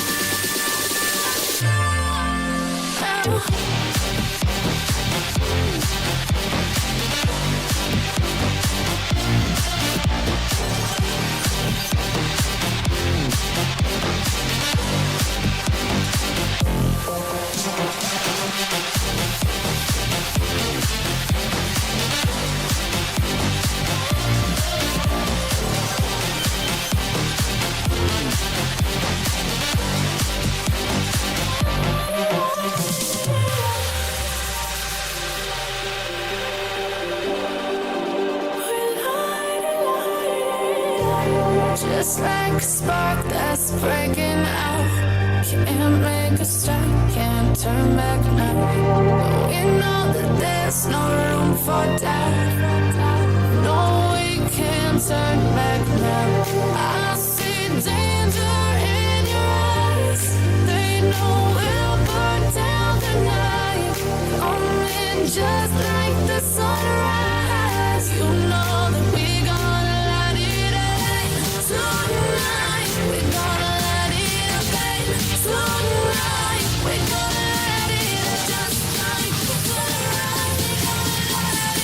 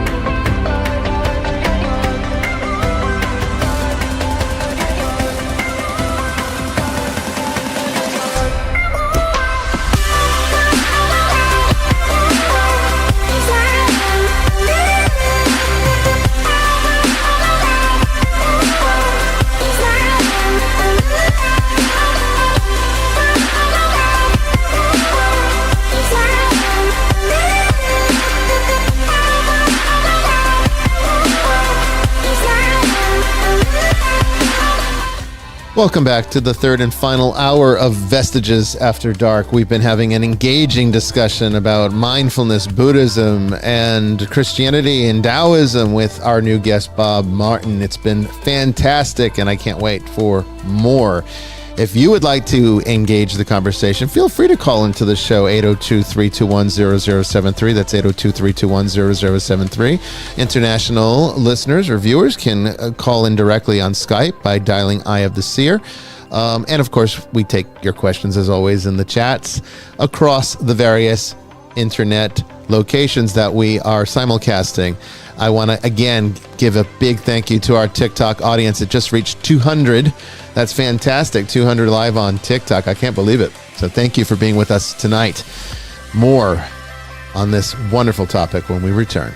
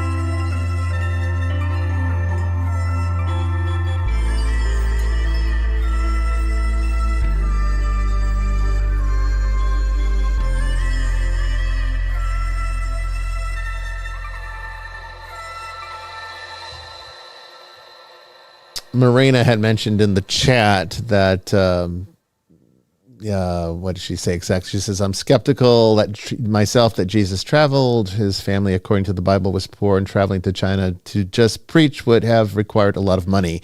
I think, though, Jesus's poverty is very much overstated in Christian thought. I would say Carpenters that made a lot of money. they did very well for themselves. The actual word that's used in Greek means to work with one's hands, which meant that he was doing something of a practical nature. They made good money if they were talented and skilled. I think when you consider the kind of financing he could have had access to with the kind of people he knew very many rich people. I mean, that's kind of why he pissed so many of them off, because they were in good position, and if one of them, even two or three of them, believed in his message, who knows where they could have sent him and to learn, or what. We just don't know the details there. So I don't know if there's a way to really answer that question, but I think it's definitely possible that he could have traveled. I think it's possible. I'm not saying that he did, but I think it's possible. So and I would just throw in there that there's no indication anywhere that he ever traveled to China. Right. Yeah. The only indication is that he got as far as Calcutta and then went north up into the Himalayas, but never to China. Right. I mean, it would have been. India would have had a lot of routes back, into China too. So the message could have traveled from that point on. I looked up. Let me interrupt. I looked up on Google, our friend, and apparently Syrian monks brought Christianity to China in the 5th century. Yeah, but there's a Christianity that predates that one. This would have been pre-Nicene. So you're talking what the Christianity that existed prior to the Council of Nicaea in 325, which this is 5th century. But the St. Thomas, St. Thomas going out there very possibly could have been that too. I mean, I'm that would have been very reasonable to suggest as well. Right. Because we do know they traveled. Information, even though they didn't have the internet, still got around. But speaking of information, I think one of the challenges, Bob, that Christians might have with accepting the value of Buddhism and taking some of that practice into their life is misconceptions that exist about Buddhism in the West that are not necessarily true. Two, that things that I find seem to trip them up, and maybe we should talk a little bit about them now, is reincarnation being one, and karma being another. I think people think of karma as almost as if it's like this built-in moral system of the universe that sort of judges people's actions. And authentically speaking, karma is not this. It's more of like an incorporeal form of the laws of thermodynamics, where every action has a reaction, or every cause has an effect, and so therefore we produce causes that are beneficial, then beneficial effects happen, is really what karma is. I think that people in the West get hung up on the whole punishment for doing wrong kind of thing. So, you reap what you sow. Yeah. Right? Which is true, right? I mean, but we also reap what we don't sow. I mean, there is actually quite a significant distinction in Christianity here. We reap what we don't sow. We don't deserve God's forgiveness. God has freely chosen to give it to us, for example. But we still have to accept it, which is the action that produces the reaction. You don't get it automatically. Yeah, I think though, we're at risk of constructing a few straw men here. I would like to have a definition of what we are calling dogma, because it's one of my bugbears. I think I know what people mean when they say, Christianity is too dogmatic. What they mean is they don't like the way that certain Christians behave or act towards them. But Buddhism is also in the pure form of what dogma means. Required belief essentially is what dogma means. Buddhism is entirely dogmatic. I think it's being used here as exclusionary. I mean, in other words, dogma in the sense. That's not what the word means. I know, but when you say the word dogmatic in the vernacular, what people are referring to is like a dogmatic statement as being immutably. That's why I've mentioned it. Right. That's why I've mentioned it. I mean, if we want to get into draw the distinction, the meaning, that's why I prefer the word doctrine versus dogma, because doctrine is the truths of a faith that one chooses freely to adopt, where dogma and dogmatism tend to be more enforced in the vernacular sense. Now, yes, of course, the original meaning of these words are very different, but that's true of almost every word in our language. So also what the church means by dogma is not, I mean, all things. We're free to believe or not believe anything in the Christian faith. We're free to be Christians or not Christians. Dogma is. I just want to recover the word for the sake, because I understand the context in which it's been used, but I want to recover it in a positive way, because actually, if you look at any religion, dogma simply means the things that you have to believe to be in this religion. So within Buddhism, like the first step was it right thinking? Well, that's a dogmatic principle. No. I've got it here. Hang on. It's there's no right view. Sorry, right view. Yeah, there's the 8 spokes of right view, right thought, right intention, and the like. But they're not dogma. They are not. Well, you have to believe this. That in no way. Matter of fact, quite the opposite. Quite the opposite. That's just as true of the virgin birth and the resurrection of Jesus Christ. No. You don't have to believe them. You can choose to. No, I disagree with you. They're not even taught that way, that you have to believe them.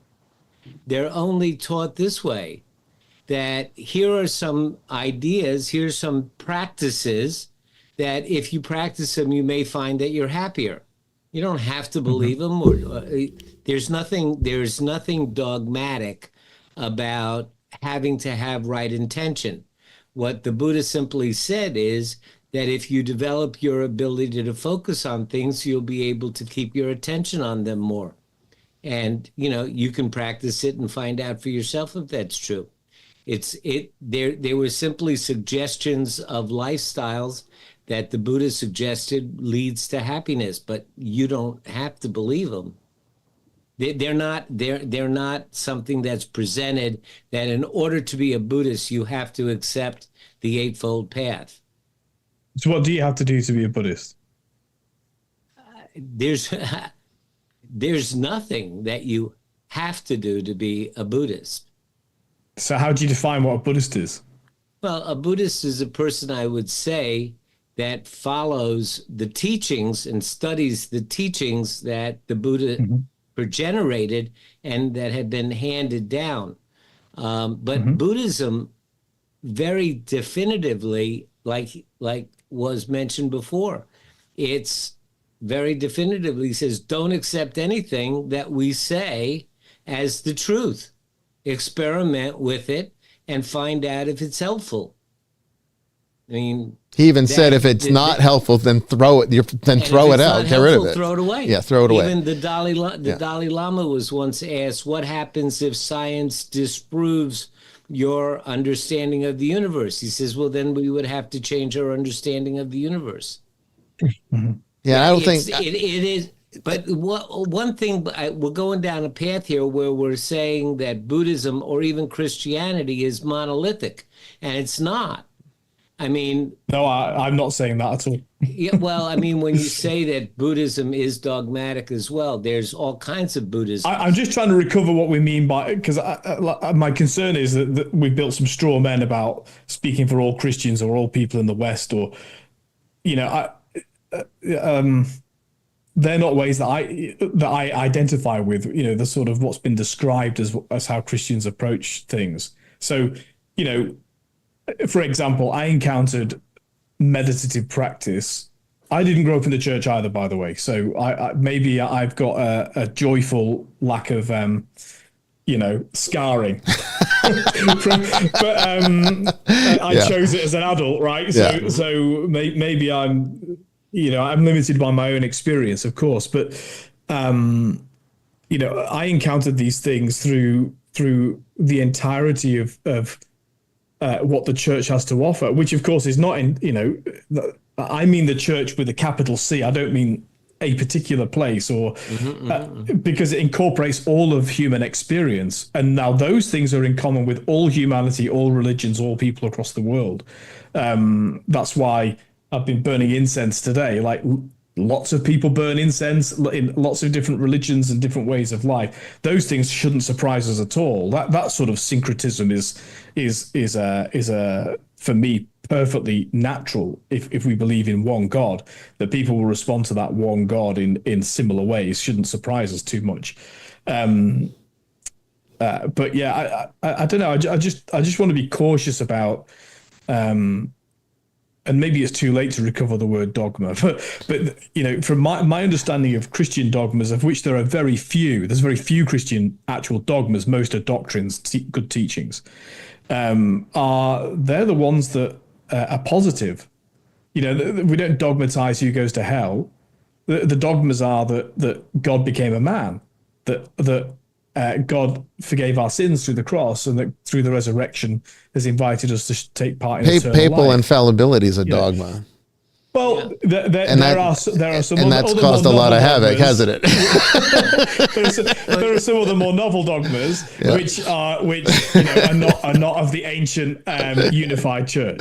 Yeah. Well, Chris, you know what you say brings up a question that I think about, and that I've asked a number of people. I would love to hear what your take on it is. This, and here's the question: if a person loves Jesus as a human and follows in his teachings and follows in the way that Jesus taught to live, is loving and forgiving and compassionate and takes care of the least of these as if he were taking care of Jesus himself, if he lived and modeled his life on those teachings, yet he did not believe in the divinity of Jesus, would you call him a Christian? And by the same token, the other side being, if somebody was arrogant and greedy and selfish and harmful to others, but deeply believed in the divinity of Jesus, would you call that person a Christian? And yeah, I would call the latter is a Christian. If you want to hear my opinion on it, okay. That doesn't mean the latter is a better person. So, and I think that these are the things that people confuse in their minds. Okay. The only thing in which I can boast is Christ and him crucified, precisely because no matter how, and I'm not very good at being very good, right? So, but even if I were really good at being very good, I would still be arrogant and proud and sinful. Because no matter how much I try to be perfect, I cannot be, and the only deception, the true self-deception, is believing that you can be. You should strive to be, and the whole essence of the Christian faith is we can strive with confidence, knowing that first of all we're definitely going to screw up, but second of all, the dogma of Christianity is that you're allowed to screw up because you can be forgiven, and so now. Churches get this very wrong. Bishop Brian's right. There's no shortage of examples of very badly run churches, very bad messaging that comes across.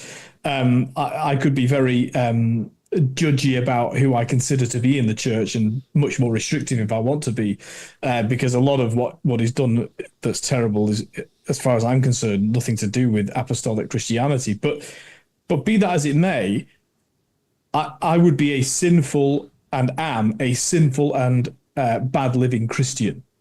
But if I don't believe that Jesus is God and man, then I'm not a Christian at all. So I can be a better person. And by the way, I'm not placing that together with being damned or going to hell. In the first example, if somebody was a devotee of Christ and followed his teachings and the like, but simply believed him to be a human worth following, then he would not be a Christian. No, they're called, they were Ebionites, right? I mean, the councils have dealt with all of these. There's nothing new under the sun. There's always been people since Christ ascended into heaven who said, he was just a good teacher. There's nothing new about that. I think it is ultimately a problem of semantics. Okay, it is, because the Holy Nicolaitan Catholic Church, the church that I manage and care for, is a non-dogmatic Christianity. It defines itself this way in its mission statement. But what does that mean exactly, fundamentally? Because we also say that in order to be a Christian, one has to accept the tenets of the Nicene Creed. So in a sense, as Father Chris is meaning it, that is a dogma that is because it's for that to be the only dogma, right? It's a yes, and I think it's a perfectly fair and reasonable thing that Christianity has to make that claim, because Christianity is a religion of the book. It's a religion that is based upon belief structure. Buddhism is not based on belief structure. Buddhism is based on action, and that's it. I mean, really, it's only I would even hesitate to call it a religion. It's a way of life, honestly. It's a way of being. And what Buddha gives us in his teaching are processes that we can adopt to perhaps have an experience that would lead us to the same conclusions that he himself drew, or we can choose to not. We could remain as ignorant as we want to. But a Buddhist would be some. What's the telos though? What's the point? Well, the point is that there is. Well, it's the Four Noble Truths that we can all agree, whether you want to believe it or not, that this world is a world of suffering. Okay, or at least in pain. In pain, yes. Well, pain through attachment and because of loss, right? Dukkha, right? It's sort of the dissatisfaction that comes with attaching to things that you eventually have to lose, because everything here is impermanent, and we don't do as human beings impermanence very well. The point then of Buddhism, whether you practice it in its full capacity or just take bits and pieces of it that may or may not work for you, is that there is a way to end the suffering. There is a process that one can follow to achieve that. And so everyone's approach to that's going to be individual. It's going to be based upon their capacity, whether that they, how well they can understand it, how well they can actually live it, how well they want to. Whereas in Christianity, the necessity of belief is based upon you have to accept this to truly be a Christian. You have to accept that Jesus died for your sins and that his crucifixion sets you free and opened up the doors to heaven that were closed before. You have to accept that. Otherwise, there is no Christianity to practice. Yeah, it has boundaries. That's how it's right. defined. So what I would say, well, yes, right, it has boundaries. But what I would say is that if we're looking at the true sense of the word dogma, then I agree with you. I think, though, when you're talking to people in the vernacular, dogmatism has become something that's forced upon them, whether you want it or not, whether you have different ideas about it or not. Too bad. But it's uniquely pointed at the Christian church, and this is what annoys me, because like most of what's terrible. Well, Islam about does it too. society, Islam's very dogmatic too. Oh yeah. But most of what's terrible about contemporary society is completely secular people who don't have no belief system whatsoever. I'm not picking on Buddhists here. Right. Yeah.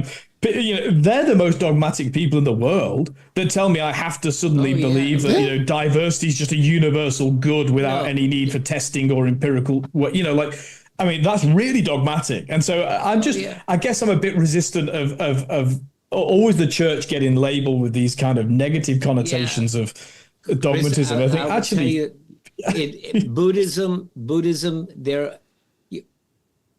are Buddhisms. There are Buddhisms like Tibetan Buddhism that's full of all kinds of gods and demons.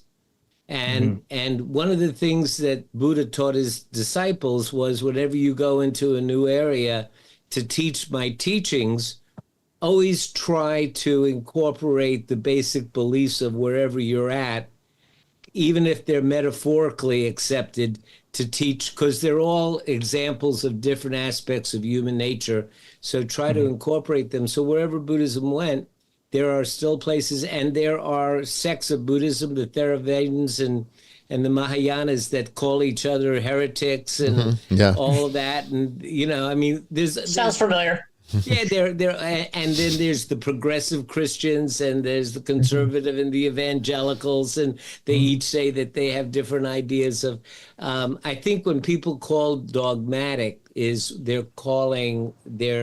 referring to those kinds of judgmental attitudes that say, I agree. If you don't, I agree. And you are right. The technical meaning of the word is much smaller than it is actually used for. And it's entirely voluntary. Only a voluntary assent to that is valid. In Christianity, unlike in Islam, where if you just say those words, then you are in fact a Muslim. That's it. Yeah. In Christianity, at any point, if you choose freely to not believe in that, then you're not anymore. Right. That's it. So let me just clear something up, that the Four Noble Truths were mentioned. So when the Buddha gave his first lesson, that was it, the Four Noble Truths and the Eightfold Path. But I think let me just touch on them for you so you can get how non-belief oriented Buddhism is. So the first noble truth is that in life there's pain. That there are things that happen that hurt us, either physically or emotionally or the like, but there is pain in life.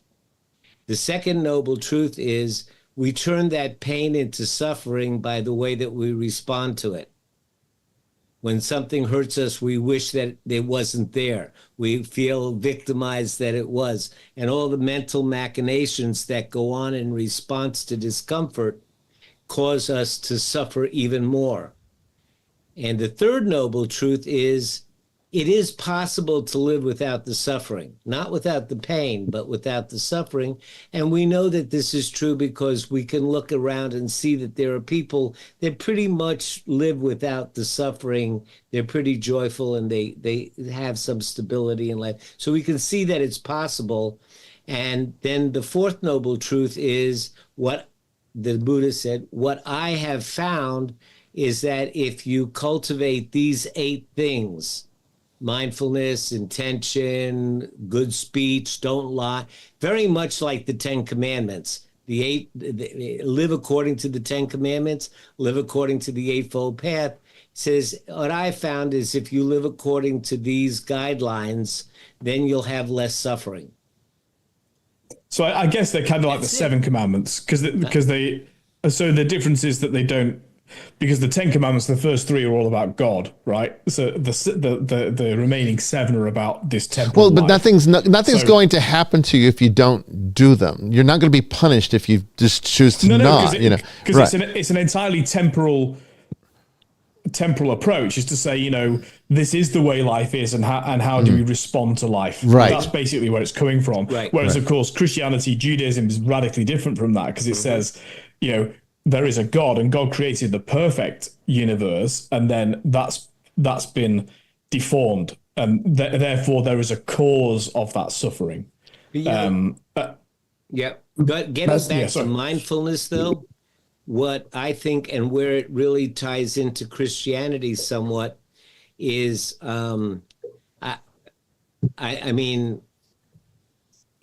how we got here. It's either, as the view of a creationist or of an evolutionist. And even if it's an evolutionist, it might be an intelligent design evolutionist or just by accident evolutionist. But whichever way we got to where we are, if you're a creationist, then we were created and we were designed for the Garden of Eden. And then something happened and we got kicked out, right?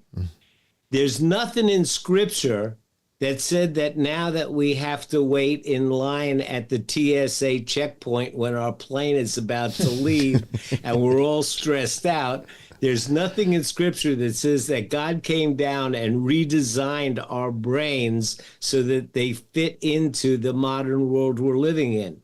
So even if you take it scripturally, that we were designed for an environment that is very different than the environment that we're living in.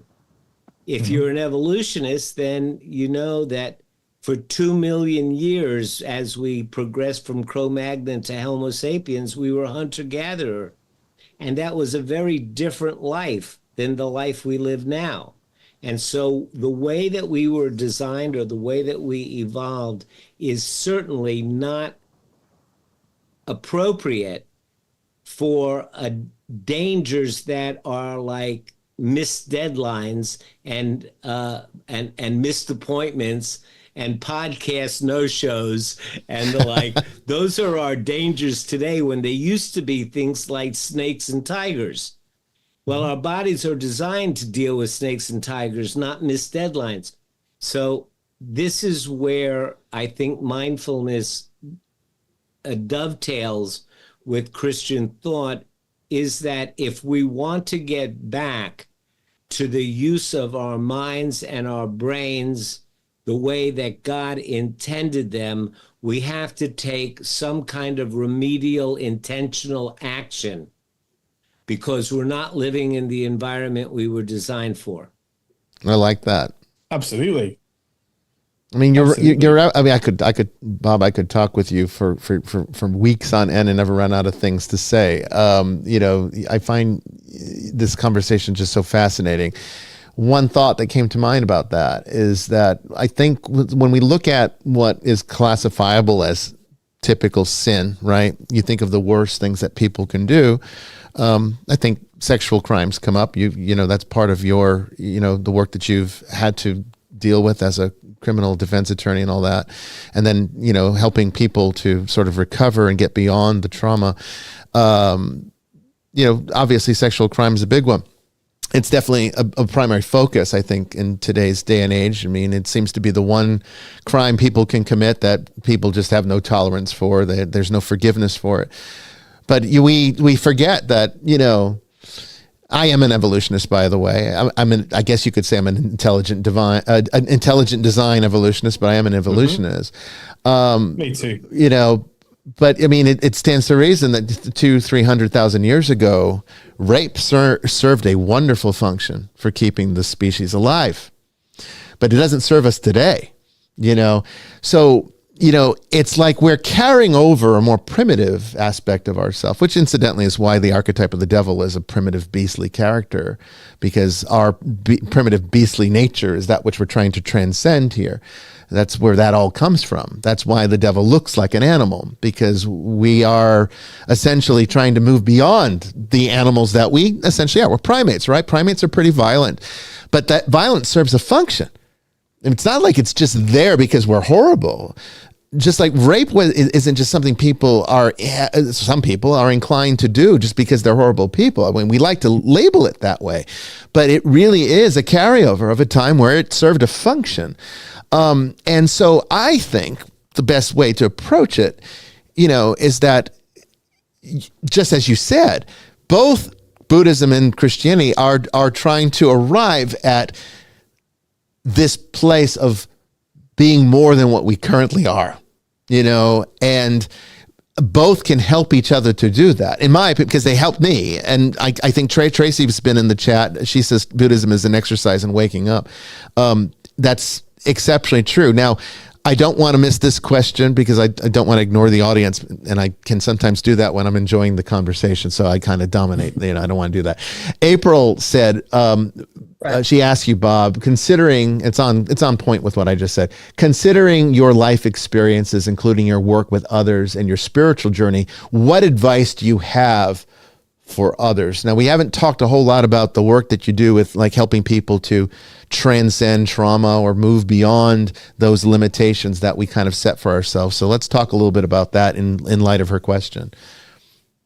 So what we were just talking about, the idea of having some intentional way of remediating the fact that we're not living in the environment we're designed for.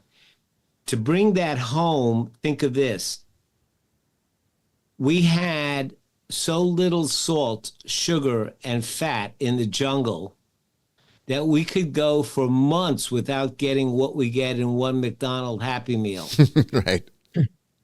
And so our bodies are not designed to have that much dense caloric input without the crazy amount of physical energy that hunter-gatherers used. That's why we've got a obesity epidemic. Yeah. Well, our minds are the same way. If you look at the brain science and what they know now, there's a difference between the left and right hemispheres. The right hemisphere, fight, flight responses. The left hemisphere, rest and relaxation, rest and digest. Parasympathetic, sympathetic nervous systems are all controlled by the prefrontal cortex. I'm just saying that you can look at a person who is stressed out and negative and overwhelmed and pessimistic and hopeless, and you can see the imbalance in the energetic sides of their brain. The right side is buzzing and the left side is nearly dead. And that's what our environment today will do to you, because we can't identify the dangers. They're undefinable and they're vague out there, so we can't resolve our issues. The stress builds up, the cortisol builds up. Physiologically, we're eating ourselves alive. What we have to do, in very simple terms, is brain science tells us we can't reduce the electrical activity on the right side of the brain. You can't stop thinking. You can't tell yourself not to have racing thoughts. You can't. What you can do is you can build up the left side, and as the left side builds up its energetic force, it can act as a governor on the right side. So essentially, you're trying to find balance. You're trying to find balance. And so what we have to do is we have to intentionally seek out those things where we feel awe, where we feel joy. Now, I'm not talking about the superficial, go out and have a party, blah, blah. But I'm talking about the things that are deeply moving. There's people now that say that awe is the positive side of PTSD. the sense of awe. And where do you feel awe? You feel awe when you start to connect to something, what again, we call those thin places. So my advice simply is this: intentionally cultivate those things that bring you a sense of connectedness and happiness and joy in a profound way. If it's jogging, fine. If it's crossword puzzles, fine. But you need to build up, what's going on the good side of your brain. And as you do that, and as you, as Brandon says, as you start to balance out, what the world is dumping on you, you start to balance that out with your own intentional seeking out of joy. Then all of a sudden you start to feel more connected, and your stress levels go down, and all kinds of good things start to happen. So that's what, unless you're going to go out and take on meditation, or that's one way to do it. Like I say, but there are many other ways. Volunteering. What they find, people that rate themselves the happiest, they take up ballroom dancing. Yeah. Yeah. So go out. And I've heard that. Yeah. Volunteer. Seek to do something that gets you out of your ego and your small sense of self, and lets you connect to the greater sense of humanity. All those expansive things that you can do in little ways. Smile at somebody, compliment them, on the color of their dress, random acts of kindness, but do it intentionally and do it consistently, because then you'll build up the neural pathways and you'll balance off all the, excuse my language, CRAP the world gives you. Yeah, no, that not that I'm passionate about this. Right. Anxiety and depression, I also feel, are not necessarily disorders, but rather vestigial carryovers from an earlier time in our evolution where those things served us. And now those parts of the brain, that fight or flight response, almost never really even needs to happen. I mean, most of us are not going to be chased down by some animal trying to eat us. Only in rare circumstances or certain jobs, I guess police officers, they might need it. But, the fact is... I was going to say, that's another way of dealing with it. I know. If you join the police or the military... Yeah, then you can... Well, but think about it. And everything's great until you then leave, and then you go, oh, now I don't do any of this. Now what do I do think that police officers, and I think the reason why PTSD is such a prolific problem with military is that they're using those parts of the brain as they are designed to be used. And then they come out into, what we call normal life now, where things are not trying to kill us all the time. And it's not normal to us. It's not normal. Yeah. I mean, the brain's like, wait a second, what just happened? So now it goes into this reaction, even if they never saw war. Because I've known people in the military that didn't even go to war, and they come out of it with PTSD. Why is that coming from? It's coming from that evolutionary carryover. So it is the mindfulness aspect. And this is what I was trying to say earlier, that Christianity could do a better job with us. Now, they do a great job with the monasteries. Basil Paddington, did I say his name right? I think so. Basil Paddington, I think was his name.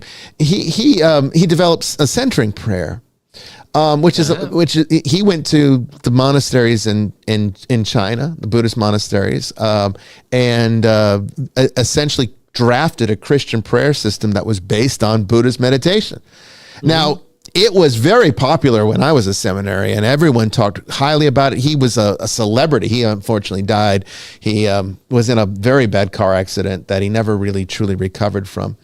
And then he passed away many years ago. But I did have the pleasure of meeting him when I was a seminarian, and he was like a celebrity at the time. Now, because the church has become so much more fundamentalist in recent years, and by that I mean the Catholic Church being more fundamentalist than it ever was when I was, a seminary. Only in America. Yeah, only here, but it is definitely an issue. That's the disconnect. I think that's the disconnect. I think that's part of it. Yeah, because they don't. You're probably not using dogmatism the same way that it happens here, because you're not seeing what we're calling dogmatism here. It's become almost like I said, a colloquial term.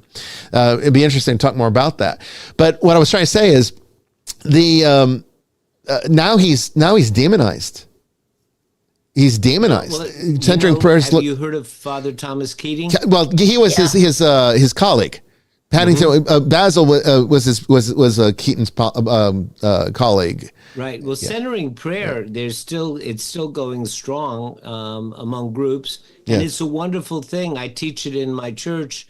By the way, just so that you know, my wonderful now recovering Southern Baptist, becoming more progressive Christian. I brought her to this church. See, Brandon, there is hope for you.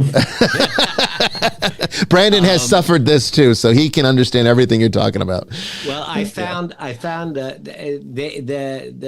UCC, United Church of Christ pastors in North Carolina, sued the state when gay marriage was illegal here, and I thought that was pretty cool, because that's the kind of inclusiveness that I thought Christianity should do. I mean, her family down in Moultrie, Georgia, said to her once, "How can you let those people into your church?" Yeah.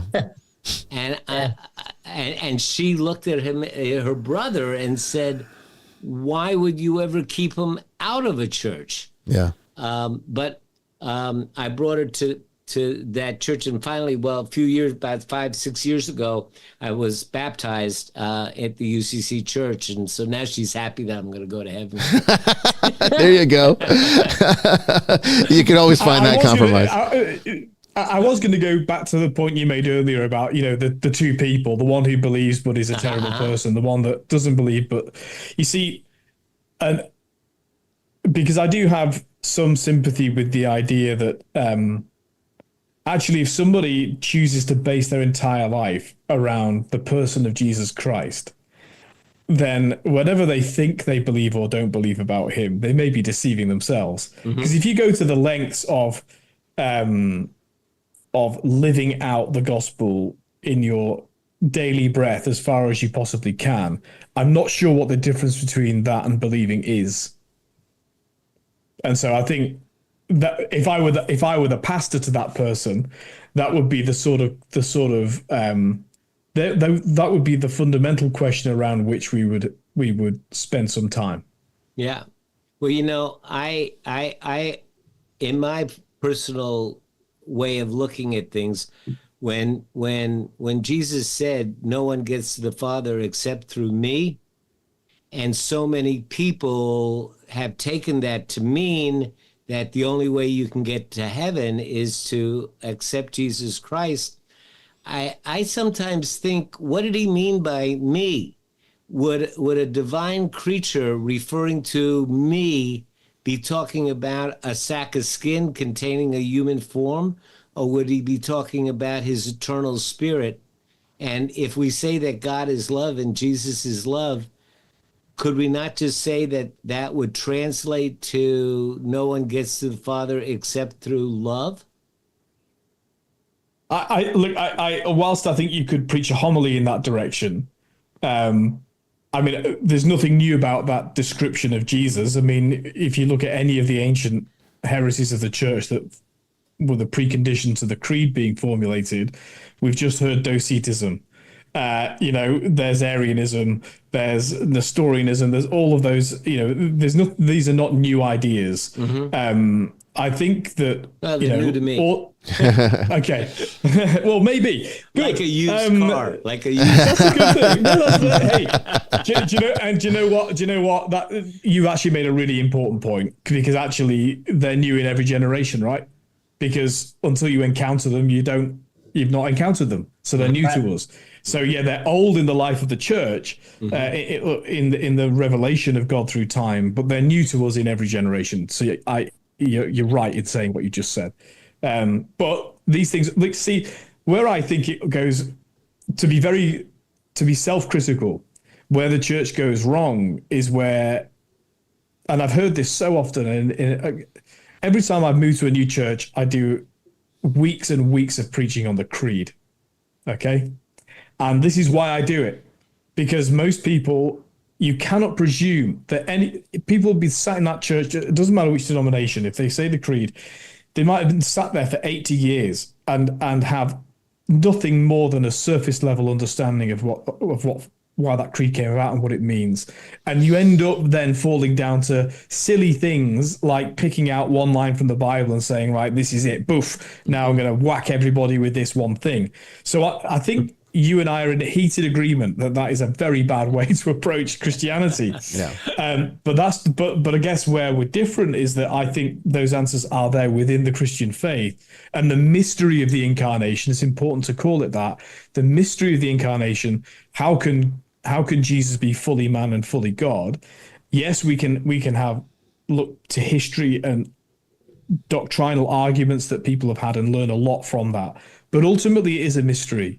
And through him means, why you could say that in a sermon is 1 John, we said it last week, it says God is love, and those who live in love live in God, and God lives in them.